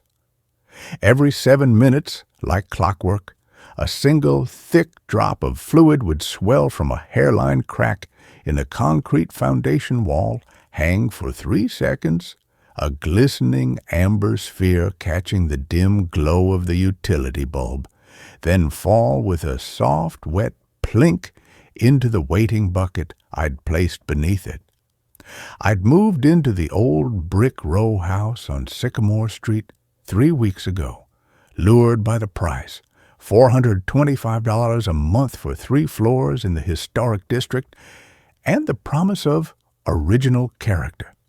The basement was damp, sure, the wiring knob and tube, the plumbing a Rube Goldberg contraption of cast iron and corroded copper. But the realtor had waved it off. Charmin' patina, she'd called it, her smile not quite reaching her eyes. Just needs a little love. The fluid wasn't water. It was warm, viscous, smelled faintly of antiseptic and something older, deeper, like old pennies left in the rain, and beneath that, the greasy, cloying sweetness of formaldehyde. I collected it in a mason jar. After 3 days, I had 2 inches. It didn't evaporate, didn't separate, just sat there amber and still, reflecting the basement light with a dull internal luminescence. On the 4th day, I found the tile, not in the basement, in the alley behind the house, half buried in the cracked concrete near the rusted storm drain. A single 12-inch square of white ceramic tile, its surface smooth, unblemished, except for a single faded blue symbol in the center, a caduceus, the twin serpents entwined around a staff, wings outstretched, the symbol of medicine. Common, I thought, from a renovation, discarded, but the tile was cold, not basement damp cold, refrigerator cold, and when I picked it up, the pulse in the basement wall stopped for exactly 7 minutes, then resumed. The city. Archives were a cavern of dust and forgotten paper tucked beneath the main library like an afterthought. The archivist, a woman named Ms. Gable, with eyes like chips of flint and fingers stained with ink, didn't look up when I approached the reference desk, a stack of brittle blueprints before her. "I'm researching the history of 47 Sycamore Street," I said, sliding the tile across the scarred wood. "Found this in the alley." She didn't touch it, just looked at the caduceus. Her face didn't change, but her knuckles whitened on the edge of the desk. 47 Sycamore, she said, her voice dry as dead leaves. "That's the old Henderson place." "Henderson?" "Dr. Alistair Henderson, city surgeon, early 1900s. She finally lifted her gaze. He didn't just live there, he built there. She pushed a microfiche reel across the desk. Cedar Hollow Gazette, March 12, 1911. The headline was small, buried on page 5. New Municipal Infirmary opens. State-of-the-art facilities praised. The article was brief. Dr. Henderson, lauded for his work during the typhoid epidemic, had secured funding for a modern, hygienic, and discreet municipal infirmary. Location: beneath the newly constructed Henderson residence, 47 Sycamore Street. A marvel of engineering, the paper gushed, utilizing the latest in pneumatic tube systems and subterranean ventilation, designed for efficiency, privacy, and containment. A footnote added in a different typeset. Due to unforeseen geological instability, the infirmary was permanently closed November 3, 1918. All records sealed per City Ordinance 77B. November 3, 1918, the height of the Spanish flu. I scrolled further, a follow-up, December 1918. Dr. Henderson reports full recovery of infirmary staff, no patients lost. Another footnote, City Council Minutes, Dec 5, 1918, motion passed to seal all access points to the Henderson Infirmary. Reason: structural compromise. Vote unanimous. No mention of patients, no obituaries, just silence. Ms. Gable slid a second reel toward me. Property records, 1920 present. Every listing for 47 Sycamore Street for the next 100 years carried the same addendum, handwritten in the margin in fading ink. Basement access prohibited. Substructure unstable. See Ordinance 77B. And beneath that, in newer, shakier script, added by hand over the decades, don't listen to the pipes. They sound like breathing. It's not water in the walls. My hands were sweating. Is there a blueprint? I asked, my voice tight. She didn't answer, just pushed a third reel. City engineer in depth, Henderson Infirmary, as-built drawings, 1911. I threaded it into the reader. The image resolved slowly. A cross-section. The row house, 3 stories, sat atop a massive reinforced concrete box, 2 levels deep. Level 1, staff quarters, morgue, boiler room. Level 2, patient, wards, surgical suites, isolation chambers, and running through it all, a network of lines, not electrical, pneumatic tubes, thick, labeled specimen transfer, snaking from every room, converging on a central chamber deep in the lowest level. The core, no description, just a circle, and a single word, stamped in red ink so faded it was almost invisible. Observation. That night, the pulse in the basement wall changed. Not 7 minutes. 3. Plink, plink, plink. Faster. Urgent. The fluid in the mason jar wasn't amber anymore. It was tinged with pink, like diluted blood. I stood before the crack, the bucket forgotten at my feet, pressed my ear to the cold concrete. Not silence. A sound, faint, rhythmic. Thump, thump, thump. Not the furnace. Too slow, too deep. Like a heart, a huge, tired heart. Then a whisper, not words, just breath. Inhale, a long, wet drag. Exhale, a sigh. Cold. I jerked back. The whisper hadn't come from the wall. It had come from inside my head. Day 5. I found the access point, not in the basement, in the alley. Behind the rusted storm drain cover, pried loose with a crowbar I bought at the hardware store, the earth was hollow, a shaft, concrete-lined, descending into darkness. A rusted iron ladder clung to the wall, its rungs slick with the same amber fluid. At the bottom, a door, steel, round, like a bank vault, sealed with a heavy, old-fashioned wheel lock, and bolted to its center, a plaque, tarnished brass. the caduceus. Beneath it, in flaking paint, Henderson Municipal Infirmary. Authorized personnel only. Level 2 observation. The wheel lock wasn't rusted shut. It was warm, pulsing, like the fluid, like the wall, like the thump, thump, thump, now vibrating up through the soles of my boots. I didn't turn the wheel, not yet. I went back inside, sat at the kitchen table, opened my laptop, searched Cedar Hollow unexplained disappearances. The list was short. 1923. 3 sanitation workers report strange noises from sewer line near Sycamore St. Vanish during inspection. 1947. Teenager Thomas Reed, 16, last seen near 47 Sycamore, reported hearing voices in the drains. 1978. Utility crew excavating for new lines near Sycamore St. report structural anomaly. Project abandoned. Crew foreman M. Gable resigned same day. 2001. Homeless man found deceased in alley behind 47 Sycamore. Cause: cardiac event. Autopsy notes: unidentified viscous fluid in lungs. Mr. Gable, the archivist's father. I looked at the mason jar on the table. The fluid was red now, cloudy, swirling slowly, like it was alive. Midnight. The city slept. The rain had stopped. The only sound was the plink, plink, plink from the basement. Faster now. Plink, plink, plink. I stood before the vault door in the alley. The wheel lock glowed faintly in the dark, warm, inviting.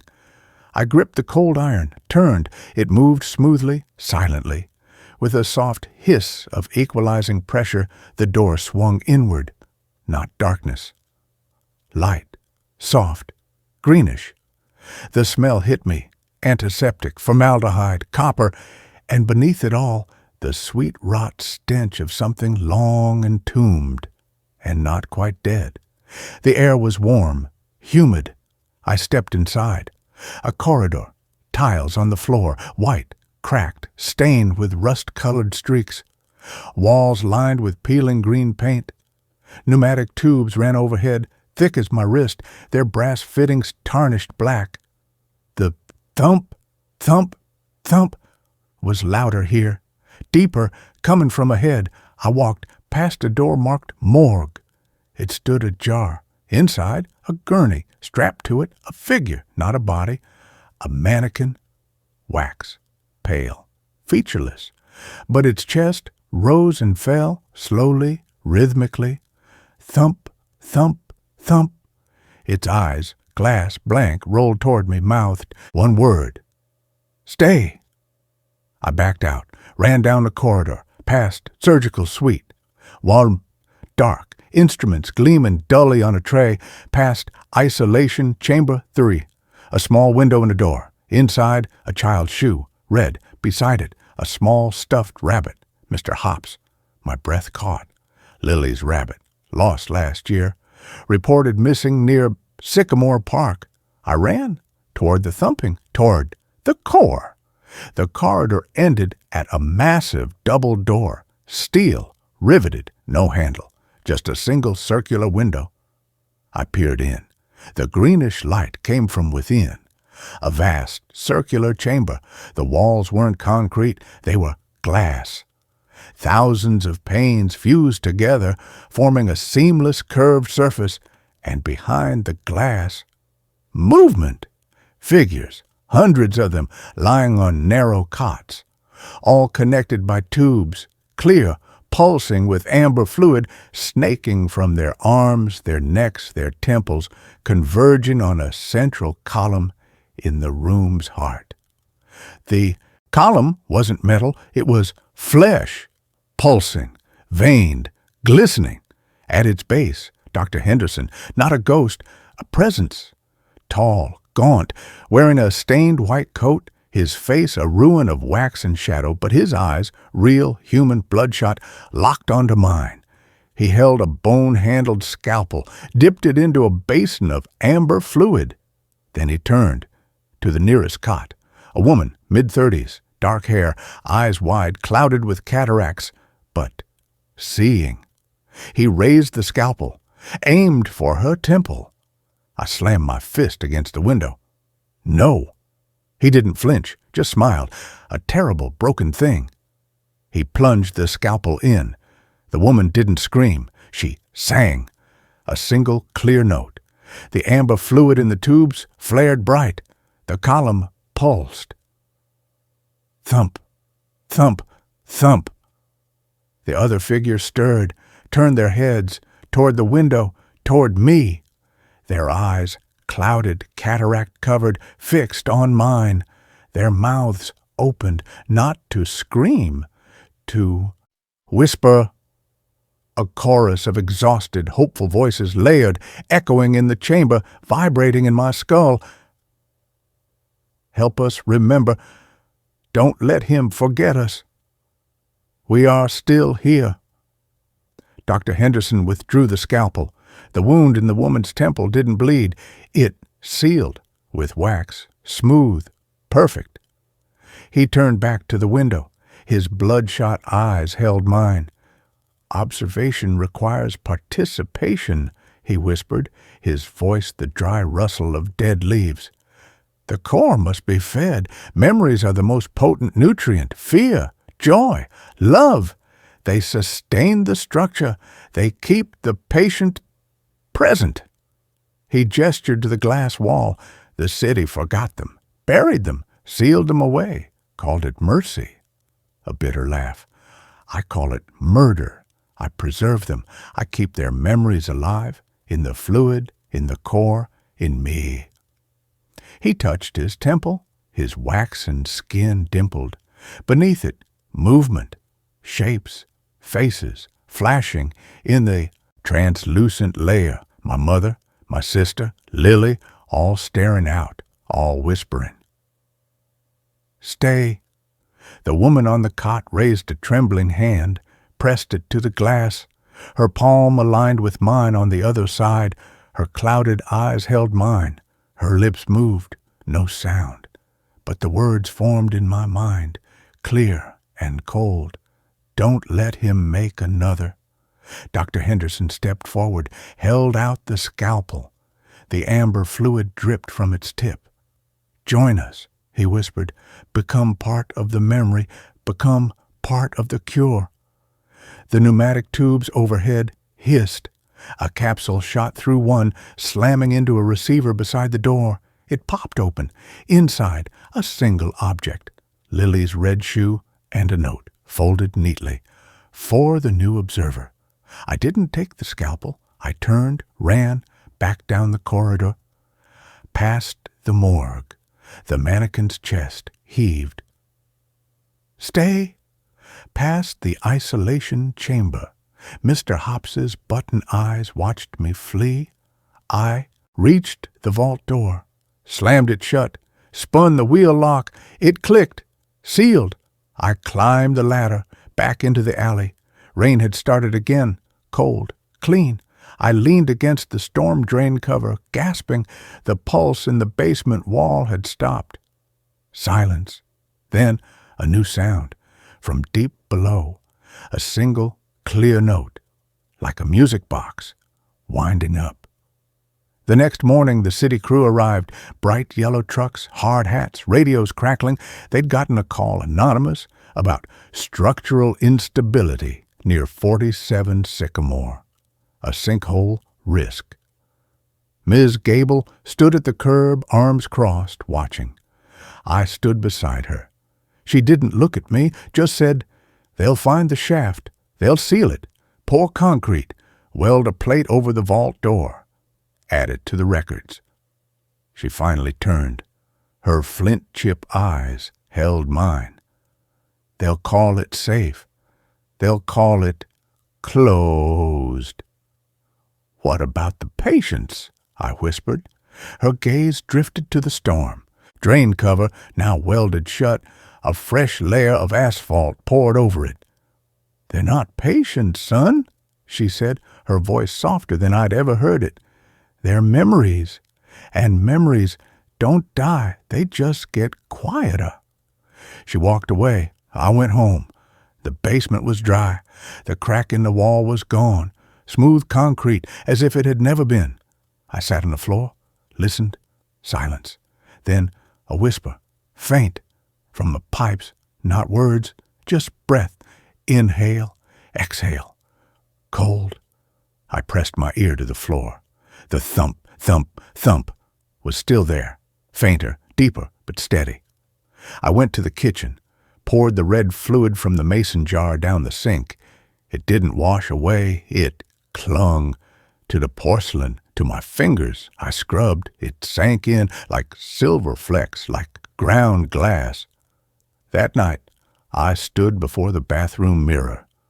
My reflection stared back, tired, pale, and behind me, in the glass, the greenish light of the core. Dr. Henderson stood in the reflection, his waxen hand on my shoulder. His bloodshot eyes held mine. "Observation has begun," he whispered, his voice vibrating in my teeth. I closed my eyes. The thump, thump, thump filled my skull, not the core's heart. Mine, synchronized. I opened my eyes. The mirror was clear, just me, but my pupils, they weren't black. They were clouded, like cataracts, like the patient's in the glass. I smiled.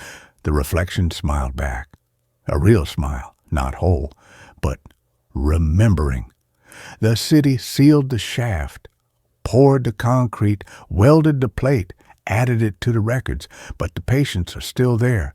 The core still pulses, the memories still flow, and deep beneath the streets, in the warm, green-lit dark, Dr. Henderson waits for the next observer, for the next memory to preserve, for the next heart to sync with the thump, thump, thump, because the underground hospital isn't haunted, it's alive.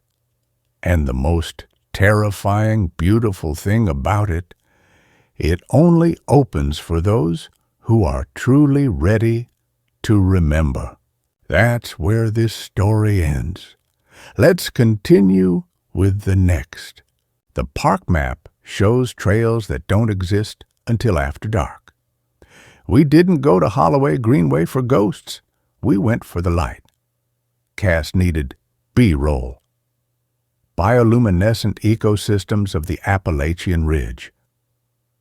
And Holloway was rumored to host Pinellus stypticus, the bitter oyster mushroom, which glows a soft green in decay. Theo, ever the skeptic with his spectrometer, scoffed, "Moisture and phosphorescent minerals, not magic." Lena, quiet Lena, just traced the park map with her finger and whispered, "The trails change." I didn't correct her, because I'd seen it too. The official park map, folded, laminated, handed out at the ranger station, listed 3 trails: Ridge Loop, 2.1 meters, Creek Spur, 0.8 meters, Summit Overlook, 1.5 meters, all marked in clean black lines, numbered blazes, clear distances. But when Lena's flashlight beam hit the kiosk at the trailhead, just after dusk, as the last gold bled from the sky, new lines appeared, not printed, just glowing. Thin, serpentine paths drawn in phosphorescent green ink that hadn't been there a minute before. They branched off the main trails, curling into the dark like smoke. No names, no distances, just symbols at their termini. A swing, a chalkboard, a bridge, a cabin, a lighthouse, a train station, a mall, and one, deeper in the woods, ending in a single word, written in tiny looping script. Home. The ranger had warned us offhand while stamping our permits. Stay on marked trails after dark. The map, it gets ideas. We laughed. We walked. The ridge loop was easy, packed dirt, gentle grade, oaks and hemlocks, forming a cathedral ceiling. Fireflies winked, but no mushrooms glowed. Just the usual summer hum. Then Cass stopped. "Did you hear that? Not an animal. A voice. Faint. Layered. Children. Singing. back and forth, hand in hand, across the dark, across the land. Theo checked his recorder. Audio's clean. No external source. It's atmospheric resonance, infrasound vibrating the trees. Lena pointed off the trail. Between two moss-covered boulders, a path, not there before, narrow, unmarked, carpeted with ferns that shimmered faintly green. At its entrance, a wooden sign, freshly carved. Swing Trail. Come on. Loyalty required. I knew the symbol, the swing, from Lena's dreams, from Holloway Playground. Let's turn back, I said. Lena stepped onto the path. It's warm, she whispered.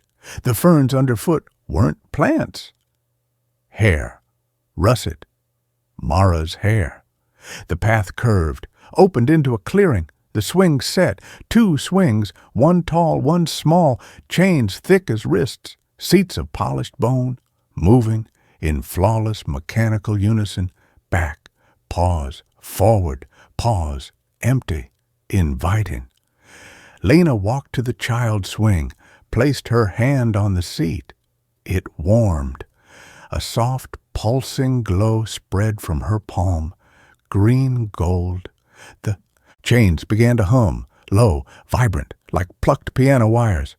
She turned to me. Her eyes weren't hers, full of green gold light. It's okay, Daddy, she said, Mara's voice, older, sadder, wiser. They just want a friend. They get lonely. The swing needs 2, always 2. One to go back, one to go back, one to go forward, one to go forward. She stepped onto the footrest, gripped the chains, looked at the empty adult swing. Will you push me? I didn't move. Behind her, the ferns shifted, not wind. Hands, pale, small, rising, offering, palm up, waiting. The singing rose, not from the recorder, but from the air itself, back and forth, hand in hand, across the dark, across the land. The swing goes high, the swing goes low. Hold my hand and don't let go. Lena swung gently, back, pause, forward, pause, alone. But the rhythm was off, stuttering, unbalanced. The green gold light in her eyes flickered. A tear, thick, clear, smelling of burnt sugar, rolled down her cheek. They're sad, she whispered. The swing is broken when it's only one. Then my phone buzzed. A text from my wife, sent 37 minutes ago. Where are you? Lena's asleep in her room. She's been asleep for 2 hours. I stared at the screen, looked at Lena, standing on the swing, watching me, smiling. Her pajamas, the ones she wore to bed, blue with white stars, the same ones she'd drawn in her dream, the same ones in the photos on my phone. My breath stopped. The phone buzzed again. Another text. From an unknown number, no name, just a photo. Black and white, faded, a playground, Holloway Park, 1958, opening day, a crowd of children, in the foreground, 2 swings, occupied, a man in a dark suit, a little girl, blonde hair, blue dress, both smiling, the man's face blurred, the girl's clear. My daughter's face, Lena's face, same freckles, same crooked front tooth, same eyes, full of green gold light. Beneath the photo, Elias and Mara, first ride, August 12th, 1958. Mara, my mother's name. Her sister, dead before I was born, drowned in Cedar Creek, 1959. She was playing near the old bridge, my grandmother said. They found her shoes by the water, neatly placed, like she took them off before stepping in. I looked up. Lena, Mara, was still on the swing, but the adult swing was no longer empty. A figure sat there, tall, broad-shouldered, wearing a dark suit, hat pulled low, one hand gripping the chain, the other reaching across the 6 feet of space, toward Lena, toward me. The figure lifted its head, mine, older, worn. eyes full of green gold light and sorrow, so much sorrow. Lena, Mara, reached out. Her small hand met his. Their fingers twined. The swings began to move. Back, pause, forward, pause. Perfect, unbreakable. The green gold light flared. The ferns beneath my feet softened, gave way. I sank to my knees, not into moss, into hands, cold, welcoming, pulling. The song rose. Back and forth, hand in hand, across the dark, across the land. The swing goes high, the swing goes low. Hold my hand and don't let go. Lena looked at me, not with fear, with love. Come on, Daddy, she said. Mara said. It's time. The swing needs 3 now. The adult swing beside her slowed, stopped, empty, waiting for me. I stood, walked forward, placed my hands on the cold, rusted chains, sat. The seat molded to me, not metal, bone, warm, alive. Lena, Mara, reached for my left hand. The figure, me, reached for my right, our fingers locked. The swing began to move. Back, pause, forward, pause. Not 2 anymore. 3. The rhythm was different now, deeper, stronger. The hum and the chains became a song. The green gold light filled the clearing, and from the ferns, hundreds of small hands rose, clapping, gently, in time, because Holloway Greenway doesn't take children, it keeps them. It holds the ones who fell, the ones who jumped, the ones who let go, and it waits for the ones who swore on swings, on stars, on pinky promises, I'll never leave you. The swing arcs higher. The wind smells of river water and childhood, and as we rise, together, hand in hand, past the treetops, into the green gold dark, I finally understand. The trails don't appear after dark. They remember. They recall the paths we walked, the promises we made, the falls we took. And the most terrifying thing about Holloway Greenway isn't the glowing map. It's the moment you realize you were always on the trail, and the moment you finally remember is the moment the ferns begin to pull you back. Back, pause, forward, pause, back, forever. And with that, this story comes to an end. Let's move on to the next one. The abandoned zoo wasn't empty. Something still watches. From the cages. Leo's obsession with the Holloway menagerie started with a blurry photograph on a defunct paranormal forum. It showed a rusted giraffe enclosure, overgrown with kudzu, and in the far corner, barely visible through the foliage, 2 points of dull red light hovering at chest height. No caption. Just the file name, Holloway Eyes 1998 JPG. Leo, chasing viral fame for his Dying Forgotten America YouTube channel after his divorce bled him dry, saw it as a sign. Dude, this is it, he'd said, shoving his phone in my face over lukewarm coffee in our cramped apartment. Shut down overnight in '98 after unexplained incidents, no records, no bodies, just gone. We get dawn footage, capture those lights, blow up the algorithm. His eyes held that familiar reckless glint, the one that had led us to Willow Creek Lodge and the concrete tunnels. I should have refused, but my own bank account was a ghost town, and the memory of rent collectors pounding on our door was fresh. The Holloway wasn't in the Catskills or Maine. It was barely an hour outside Pittsburgh, rotting concrete and rusted bars swallowed by the reclaimed wilderness of the Rust Belt. We packed protein bars, water, Leo's drone, and my old mag light, its batteries crackling with age. No permissions, no backup. Just coordinates scribbled on a napkin from a truck stop waitress who'd muttered, "Place eats people, honey, always has." The drive ended at a chain-link fence choked with poison ivy and decades of neglect. The entrance arch, once proud with flake and paint reading Holloway Menagerie, See the World's Wonders, sagged violently, one side buried under a fallen oak. Beyond it, the path was a tunnel of skeletal branches and thigh-high weeds. The air hung thick and still, smelling of wet earth, decay, and an underlying sweetness like overripe fruit left in a damp basement. No bird song, no insects, just the crunch of our boots on broken asphalt and the low thrum of Leo's drone controller as he powered it up. "Signal's already dropping," he muttered, his voice tight. "Place is dead. Perfect." He launched the drone. It buzzed upward, its camera feed showing us a nightmare landscape from above, enclosures overgrown with invasive vines, collapsed aviaries like broken rib cages, the skeletal frames of roller coasters and ticket booths consumed by moss. Then, over the old primate house, the feed dissolved into static.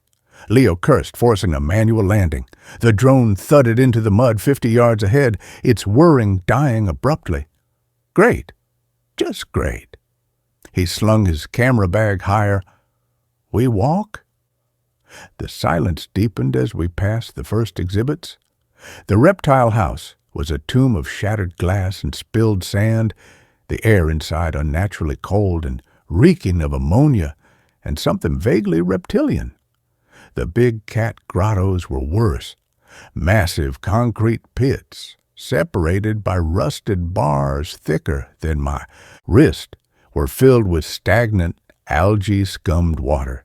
Scratches marred the walls, not claw marks, but deep, deliberate gouges in the concrete itself, as if made by tools or something with immense strength.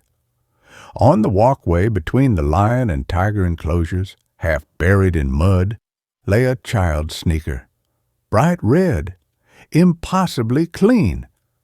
Leo snapped a photo. "Gold," he whispered, but his hands were shaking. The sun, weak behind the gray clouds, dipped lower, casting long, distorted shadows that seemed to cling to the rusted bars like grasping fingers. Near the aviary ruins, I found the first sign that the Holloway wasn't abandoned. Fresh footprints, not ours, larger, deeper, leading away from a drainage grate crusted with green slime. They vanished into the dense thicket surrounding the old bear pits. "Probably just kids," Leo said, too loudly, his voice echoing unnaturally in the stillness. "Urban explorers like us." But his eyes darted to the shadows between the rusted bars. The air grew colder, the sweet rot smell intensified, and beneath it, a new odor, wet fur and old blood. We reached the heart of the zoo, the large predator enclosure, a moat, long dry and filled with trash, surrounded a central island fortress of concrete and steel bars. The sign, hanging by one rusted chain, read, "Wolves and hyenas do not feed." The bars were bent inward at the top, twisted like tinsel. Inside, the concrete floor was scarred with deep, parallel grooves, and in the center a pile of bones. Not deer or rabbit, human-sized, rib cages, skulls, cleaned white and gleaming in the weak light. Scattered among them were shards of glass from phone screens, a rusted watch, a single, muddy work boot. Leo's camera clicked, the sound like a gunshot in the silence.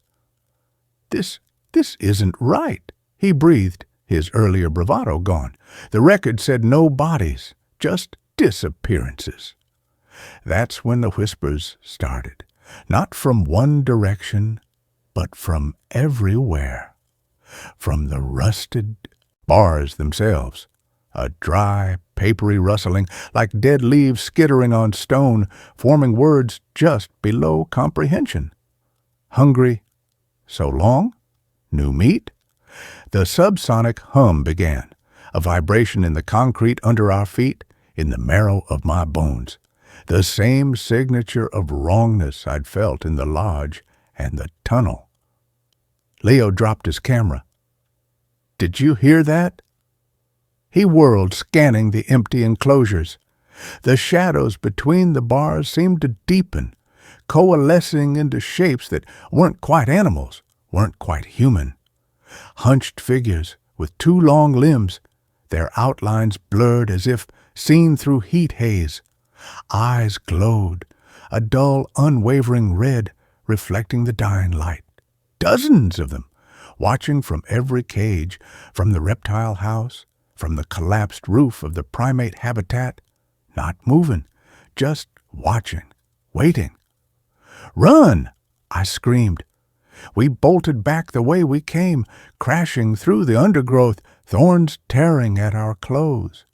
The whispers rose to a chorus, becoming clearer, hungrier.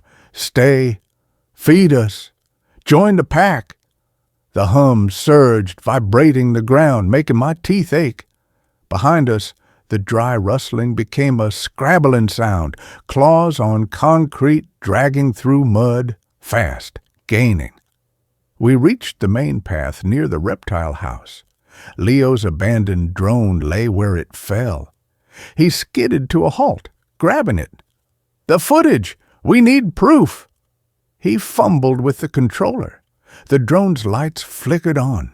The camera feed stuttered to life on his phone screen, not static. The image showed the predator enclosure behind us, and filling the frame, spilling over the bent bars, were the shapes, not wolves, not hyenas, things of matted fur and exposed bone, their limbs elongated and jointed wrong, their mouths too wide, filled with needle teeth. Their eyes blazed red, and they were running, not on all fours, upright, like men, but faster, much faster. Leo's scream was cut short as something heavy slammed into him from the side. I turned. A creature taller than Leo, its body a patchwork of mangy gray fur and weeping sores, had him pinned against the rusted reptile house gate, its jaw unhinged with a wet crack, revealing rows of teeth like shards of broken glass. Leo thrashed, beating at its chest with his fists. It didn't flinch. Its red eyes fixed on me, unblinking. More shapes emerged from the shadows of the aviary ruins, from behind the ticket booth. Hunched, silent, watching.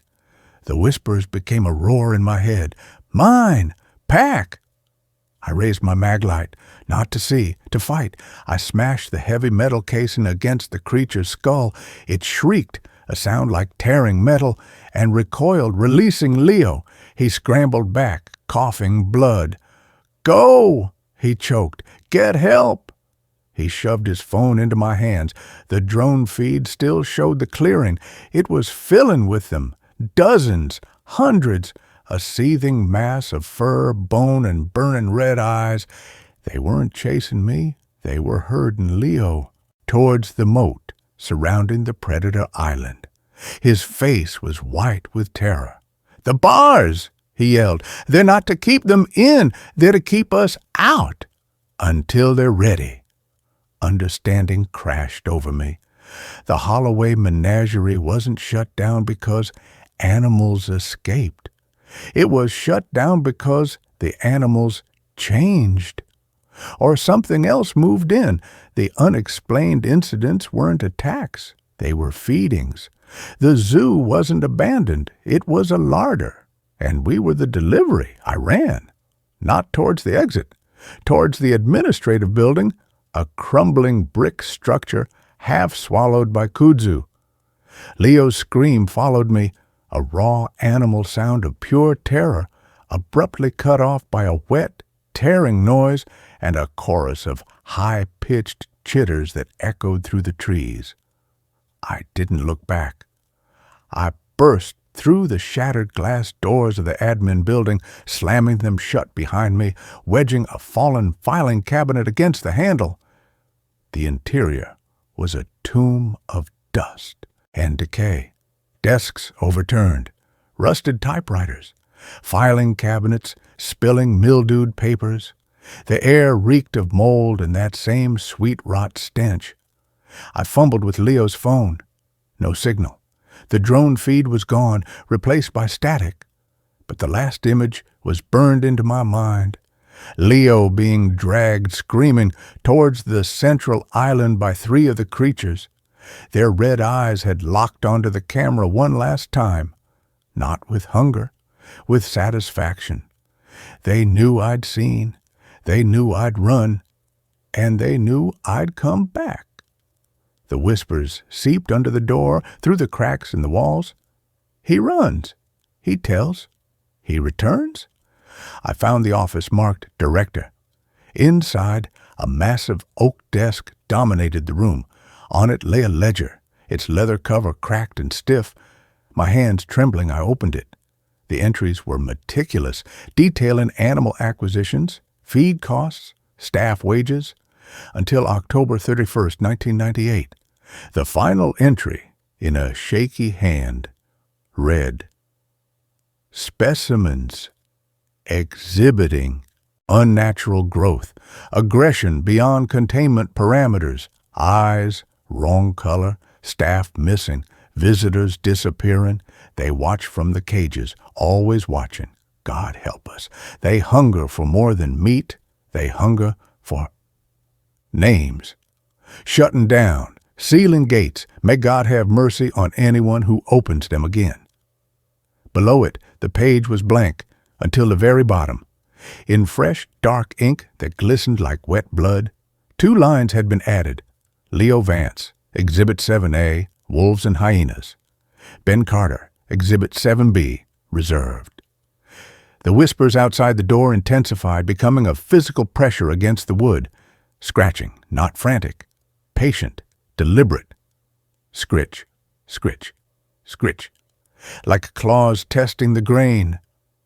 The red eyes glowed through the gaps in the boarded windows, dozens of them, unblinking, hungry. The hum vibrated the floorboards, rising in pitch, sinking with my own hammering heart. I backed away from the desk, pressing myself into a corner. My maglite beam swept the room, catching a framed photograph on the wall behind the director's chair. It showed the zoo in its prime. 1950s-era families smiling before the wolf enclosure, but the animals behind the bars, they weren't wolves. They were hunched, furless things with elongated limbs and faces stretched too wide, and their eyes, even in the faded black and white photo, glowed a faint, unnatural red. The director in the photo, a stern man with thinning hair, stood smiling beside them. His name tag read, Silas Thorne. Silas Thorne, the caretaker from Willow Creek Lodge. The name connected the dots with icy clarity. This wasn't just a zoo. It was a node, a feeding ground in a network of hungry places. Thorne hadn't been a caretaker. He'd been a keeper, a feeder. And the creatures, they weren't animals. They were something older, something that wore the skins of what it consumed, something that took your name and your shape, but left only hunger behind. The scratching at the door stopped. The whispers ceased. The sudden silence was worse, heavy, expectant. Then a new sound, a wet, rattling breath like lungs full of mud coming from directly outside the wedged door. A shadow, tall and impossibly thin, slid under the gap, stretching across the dusty floor towards me. It had too many joints. The breath came again, closer. The filing cabinet blocking the door groaned, metal screeching against concrete as an unseen force pushed against it. Panic, pure and blinding, seized me. I lunged for the window, a small, grimy pane overlooking the overgrown path to the exit. I smashed the glass with my maglite, ignoring the shards tearing my arms. I scrambled through, dropping into the mud outside. The whispers erupted behind me, a chorus of rage and triumph. Runs! Hunt! Name is known. I ran, not towards the exit arch, away from it, deeper into the zoo's overgrown heart, towards a ruined aviary. Branches whipped my face. Roots snagged my feet. The red eyes tracked me from every shadowed enclosure, shapes detached from the darkness, loping on all fours, their movement silent and unnaturally fast. The hum was inside my skull now, a physical pressure threatening to burst my eardrums.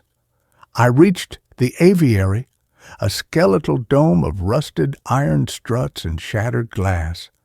In the center stood the foundation of what was once a fountain.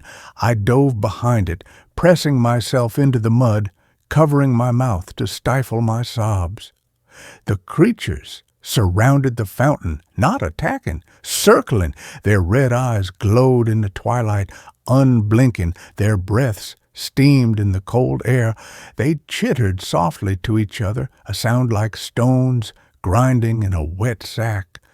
One, larger than the others, with patches of mangy black fur and a jaw that hung loosely on broken hinges, stepped forward. It didn't look at me. It looked at the mud where I'd landed, at my footprints. It lowered its head and inhaled deeply, a wet, snuffling sound. Then it raised its head, those red eyes locking onto my hiding place. It didn't snarl, it smiled, a rictus grin splitting its face, revealing rows of needle teeth. It pointed a clawed finger not at me, but at the ground beside the fountain, where the mud was disturbed. Written in the wet earth, as if by an invisible hand, was a single word. Ben! The creature tilted its head, the smile widening. It took a step closer, then another. The others closed the circle. The whispers weren't in the air anymore. They were inside my head, clear and cold as ice. Ben Carter. Exhibit 7B, reserved, come home. Resistance was a distant memory. The cold wasn't just in the air, it was in my bones, leaching the warmth, the will. The hum wasn't just sound, it was the rhythm of the zoo itself, the pulse of the thing that lived in its concrete bones. Leo's final scream echoed in my mind, not as a warning, but as a welcome. The red eyes weren't terrifying. They were familiar, comforting. Like embers in a hearth, the creature with the broken jaw stopped inches away. It didn't grab me. It reached out a clawed hand, not to harm, but to guide. Its touch was cold, but the mud beneath me was warm, wet, fertile. The sweet rot smell was the scent of home, of belonging. My name was written in the earth. My place was reserved. The fear didn't vanish. It dissolved into the deep, seductive warmth of utter surrender. This wasn't death. It was promotion, from prey to keeper, from visitor to exhibit, from Ben Carter to something else, something that watched, something that waited, something that hungered. I took the creature's hand. Its grip was firm, cold, but not painful. It pulled me gently from the mud. The other creatures stepped back, bowing their distorted heads. The whispers became a chorus of contentment. Welcome, keeper. Name secured. Vigil begins. The red eyes glowed brighter, reflecting in the puddles at my feet. I looked down. My reflection in the murky water wasn't mine anymore. My eyes glowed dull red. My mouth stretched too wide. The mud on my shoes wasn't just earth. It was mixed with fine, dark fur, and written in the ripples around my reflection in letters that shimmered and dissolved. Exhibit 7B, Ben Carter, permanent resident. The creature led me away from the fountain, not towards the exit, but deeper into the ruins, towards the predator enclosure, towards Leo. The hum deepened, becoming the heartbeat of the Holloway menagerie. My heartbeat. The red eyes of the pack followed us, a sea of embers in the gathering dark. The zoo wasn't empty. It was full, and I was finally home. The cages were open, but I didn't need to leave. I was the watcher now, and the next visitor. Their name would be written in the mud. Soon, the whispers promised it. Hungry.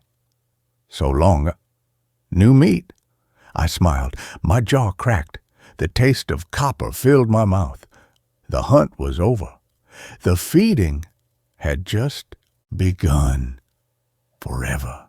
That brings this story to a close. Let's carry on to the next one. Every map says this town doesn't exist. My GPS disagrees. The detour was supposed to save me 20 minutes. A ribbon of unmarked county road slicing through the dense pine-choked hills of northern Maine, a shortcut whispered about in trucker forums. My GPS, a stubborn old Garmin mounted on the dash, had been arguing with the paper map for miles. Recalculating, it droned, its synthetic voice grating against the tense silence of the car. The road outside was a narrow, potholed track, barely wider than my sedan, hemmed in by walls of dark, dripping evergreens that blocked out the late afternoon sun.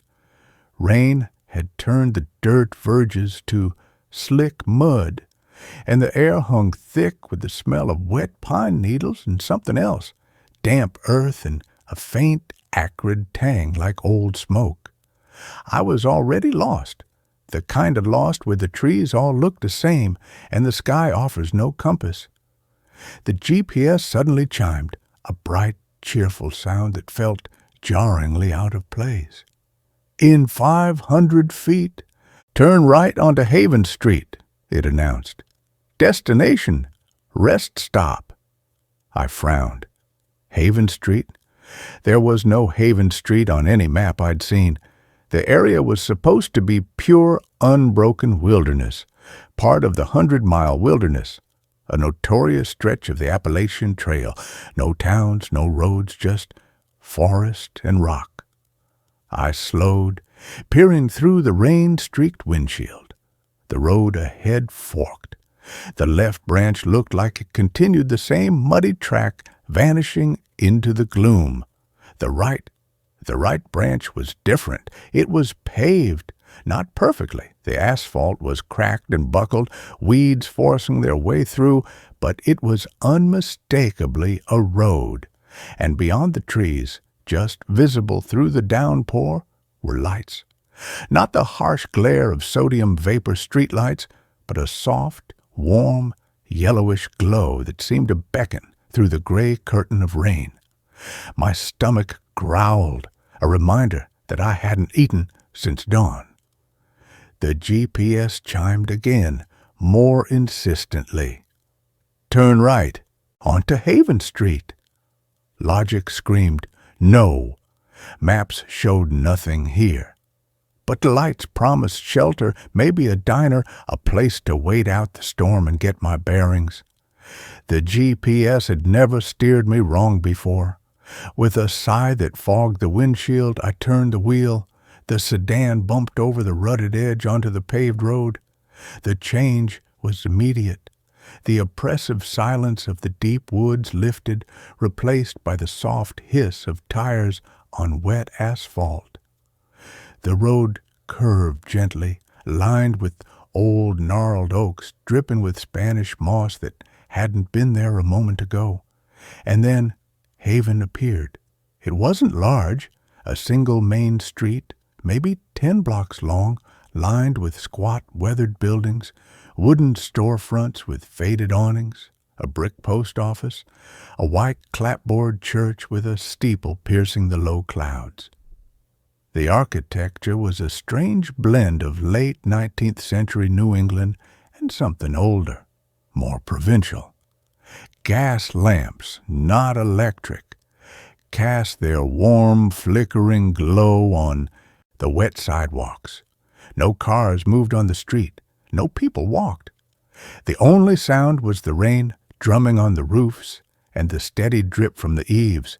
It felt preserved, like stepping into a diorama, a perfect, silent town under glass. I pulled into a parking spot outside a building with a faded sign, "The Wayfarer's Rest, Rooms and Meals." My headlight swept the empty street. Still no movement. No sound from inside the diner, just the rain. I killed the engine. The silence that followed was profound, deeper than the woods had been.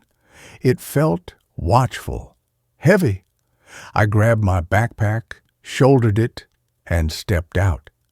The air was colder than I expected, carrying that same acrid smoke smell, now mixed with the damp wool scent of old buildings. The wooden steps of the diner groaned under my weight, the sound unnaturally loud in the stillness. I pushed open the door. A bell jingled, a cheerful, tinny sound that felt wrong. Inside, the diner was empty. Formica tables, red vinyl booths, a long counter with chrome stools. Everything was immaculately clean, dust-free, but utterly devoid of life. A coffee pot sat on a hot plate behind the counter, steaming faintly. The clock on the wall, a simple, round face with black hands, was stopped at 11:07. My stomach growled again, louder. I walked to the counter, the soles of my boots squeaking on the linoleum. "Hello?" My voice echoed slightly, swallowed by the silence. No answer. On the counter, next to the coffee pot, lay a single sheet of paper. It was a menu, but the prices were listed in cents, not dollars. The specials were things like beef stew, 1942 recipe, and apple pie, made with orchard apples. The date at the bottom, October 17th, 1942. A cold finger traced my spine. I turned to leave, the urge to flee suddenly overwhelming. As I reached for the door, a voice spoke behind me, soft, calm, elderly. "Leaving so soon, traveler?" I spun around. An old man stood behind the counter where there had been no one all second before. He was frail, stooped, dressed in a simple gray apron over a shirt that looked decades out of style. His face was a road map of wrinkles, but his eyes were sharp, unnervingly clear, and fixed on me with an intensity that felt like a physical touch. He held a white porcelain cup, steam curling from it. He placed it on the counter. "You look chilled. Coffee on the house for wayfarers?"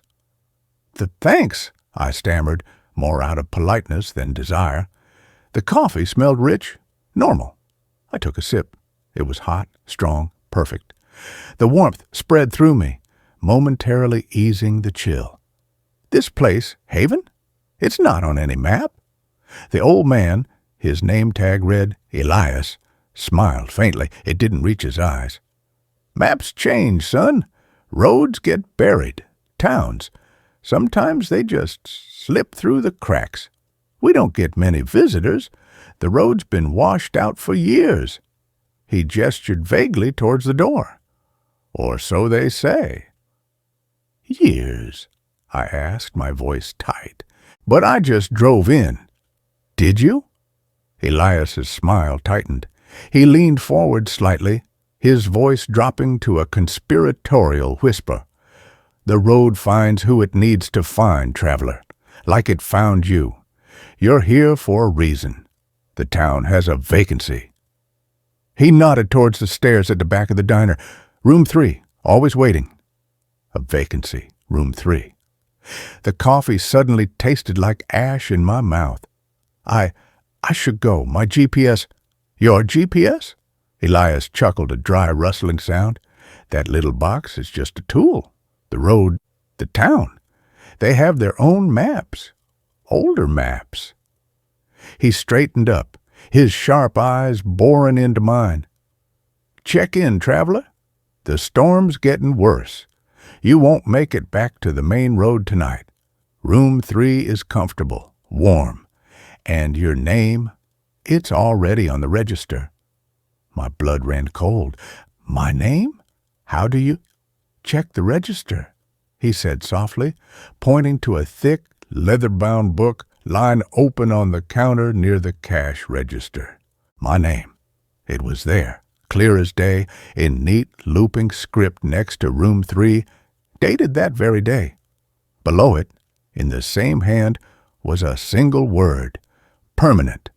I slammed the coffee cup down, the porcelain shattering on the linoleum. "No, I'm leaving. Now." I turned and yanked the door open, stumbling back out into the rain.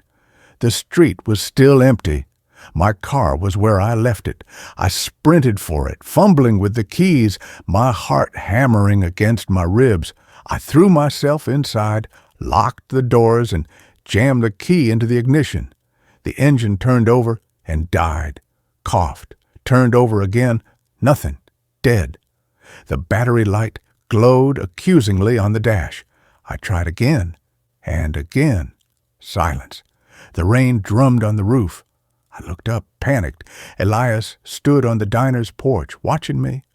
He wasn't smiling now. He just stood there, a silent, patient figure in the flickering gaslight.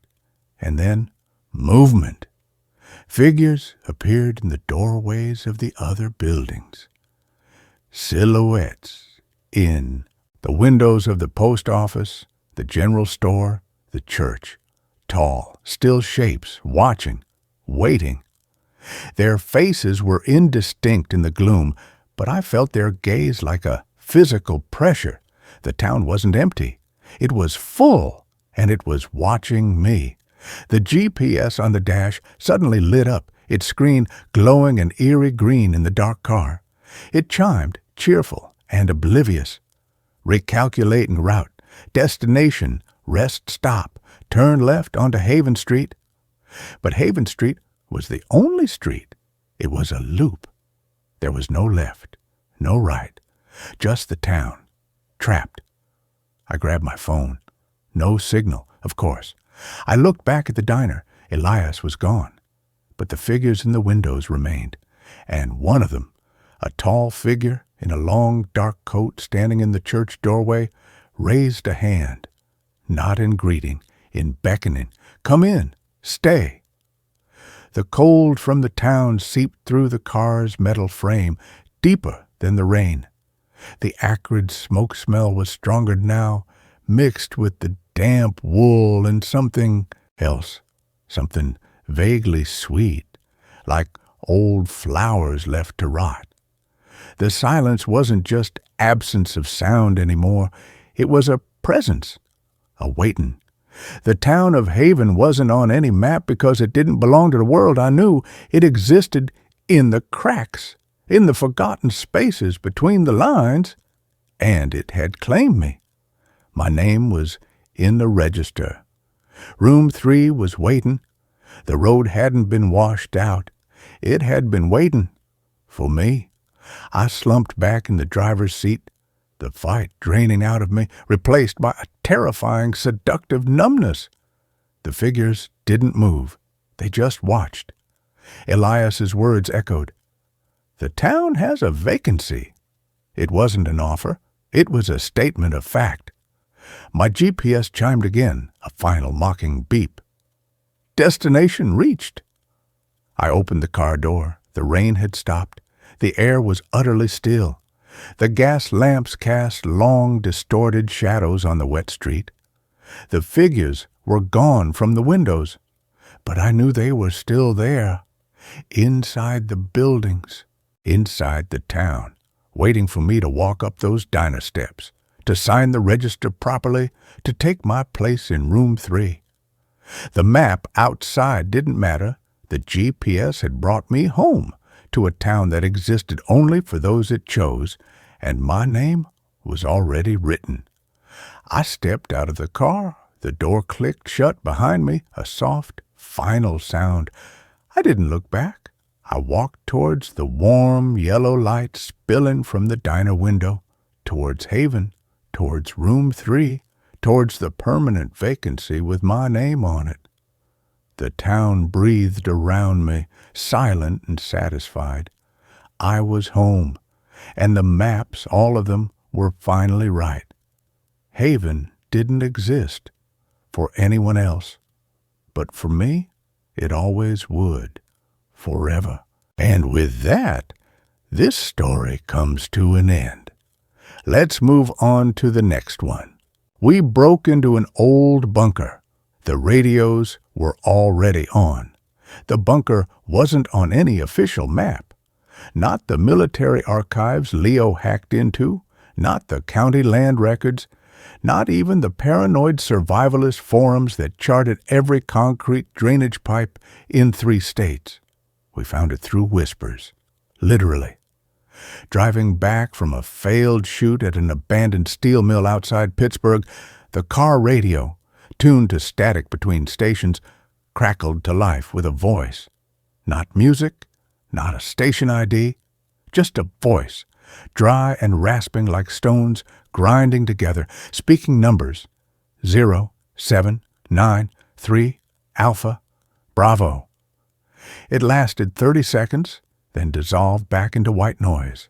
Leo, ever the conspiracy theorist nursing a bruised ego and a dwindling bank account, slammed his hand on the steering wheel. Cold War number station. Dude, this is gold. They're still broadcasting. There's got to be a relay bunker nearby. His eyes held that reckless spark I'd seen before Willow Creek, before the Holloway Menagerie. I should have said no.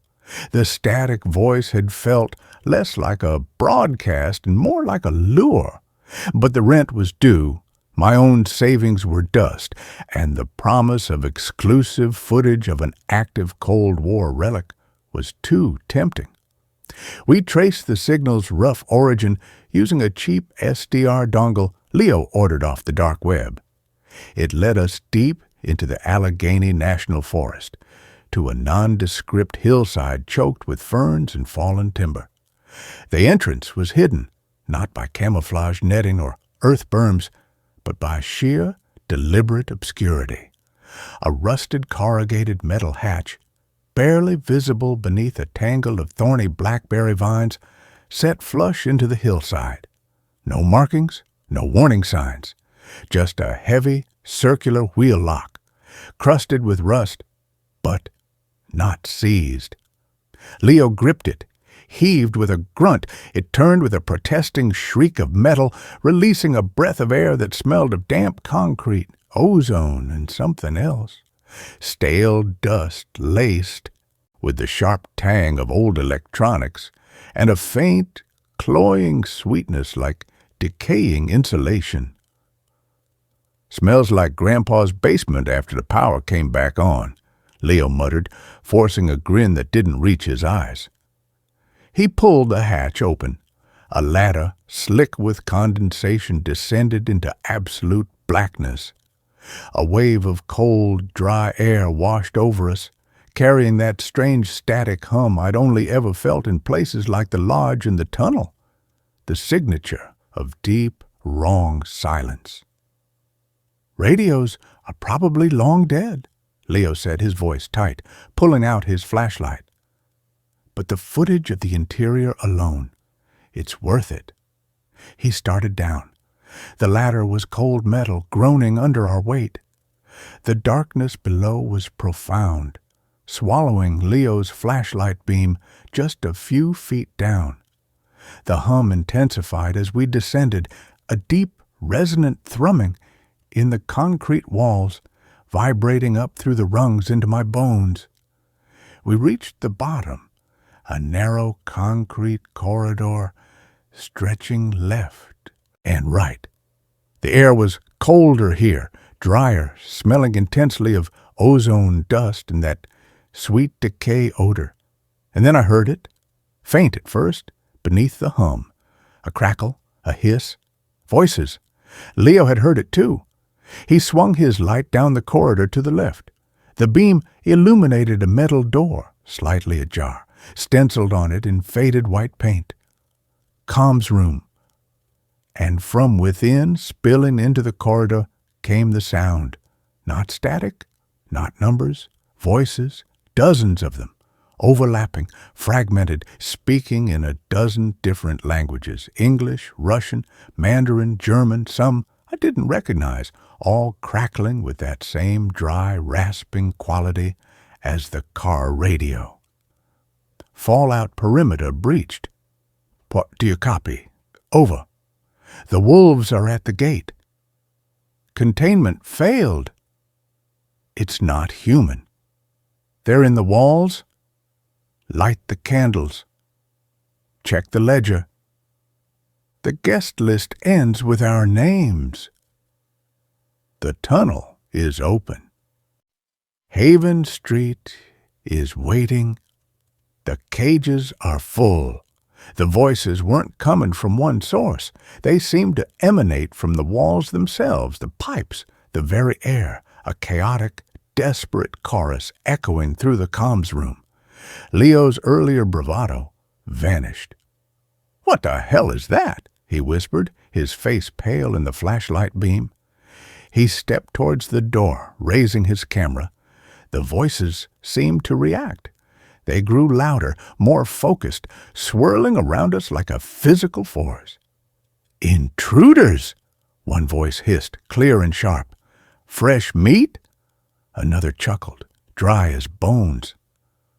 "The keepers return," a third questioned, dripping with a terrible ancient hunger. The subsonic hum surged, vibrating the floor, making my teeth ache.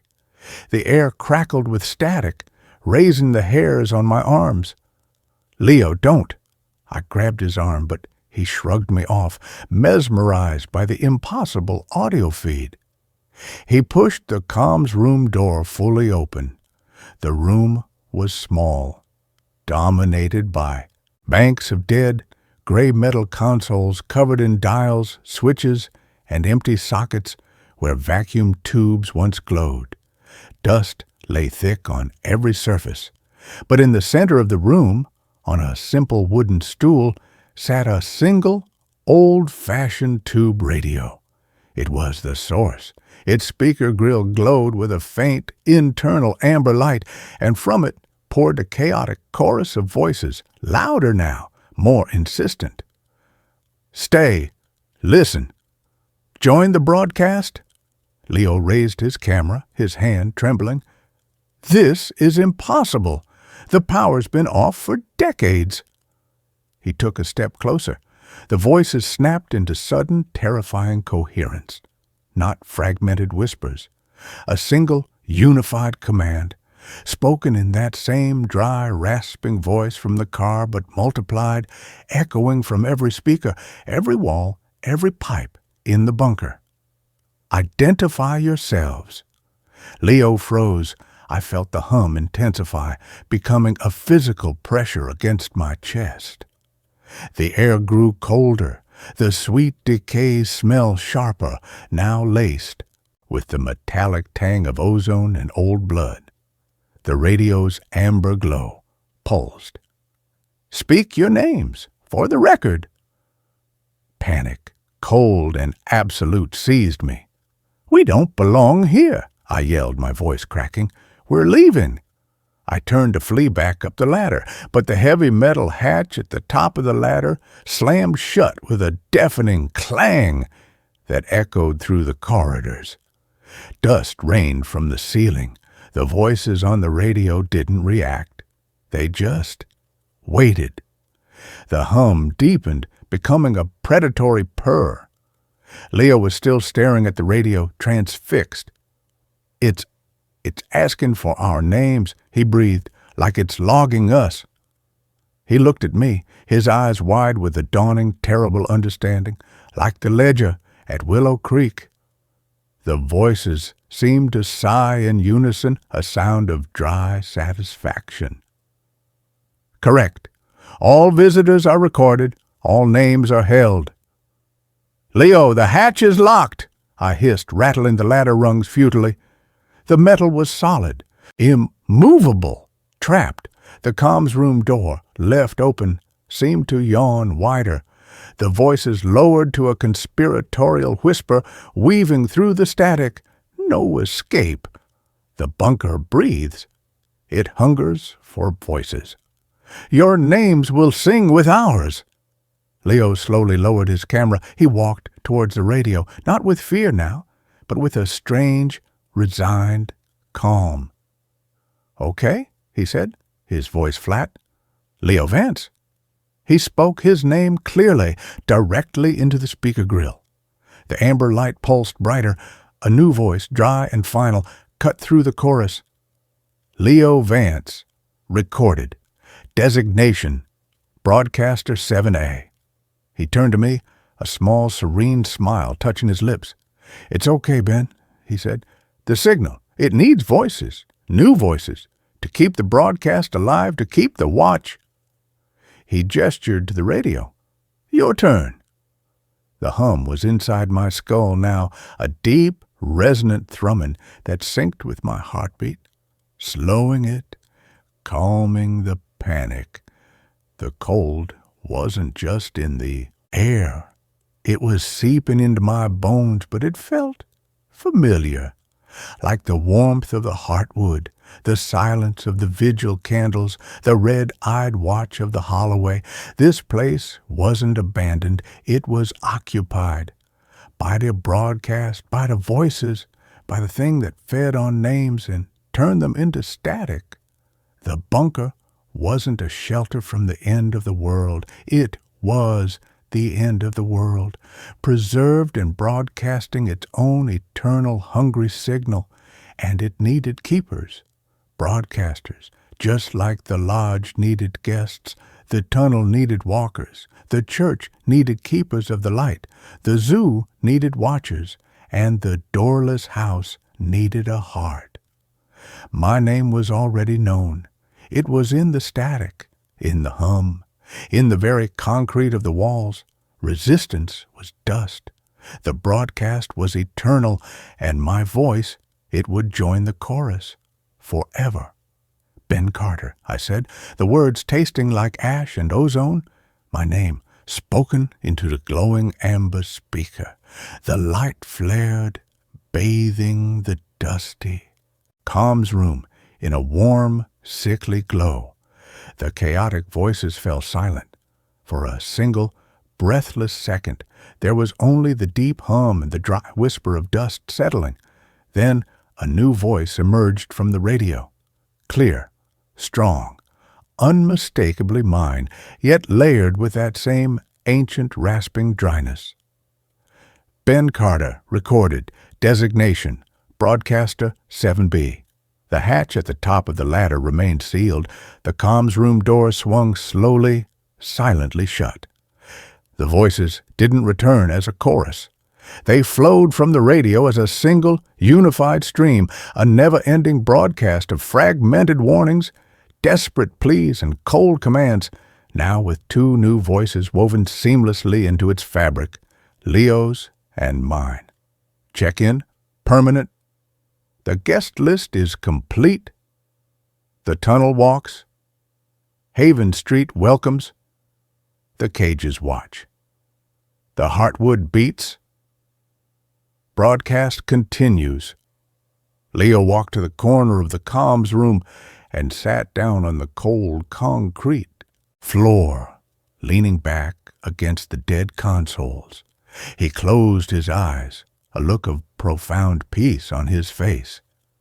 The amber light from the radio played across his features. I walked to the other side of the room and sat down, mirroring him. The hum was a lullaby. The static was a blanket. The sweet decay smell was the scent of permanence. The bunker wasn't a prison. It was a studio, a sanctuary, our sanctuary. Our names were recorded, our designations assigned. The broadcast would never stop. And we, the new broadcasters, 7A and 7B, would never leave.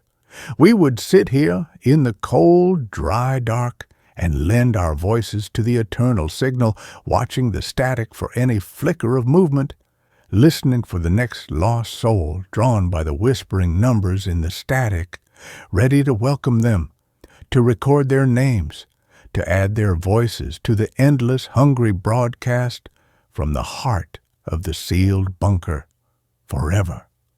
The radios were always on, and now so were we.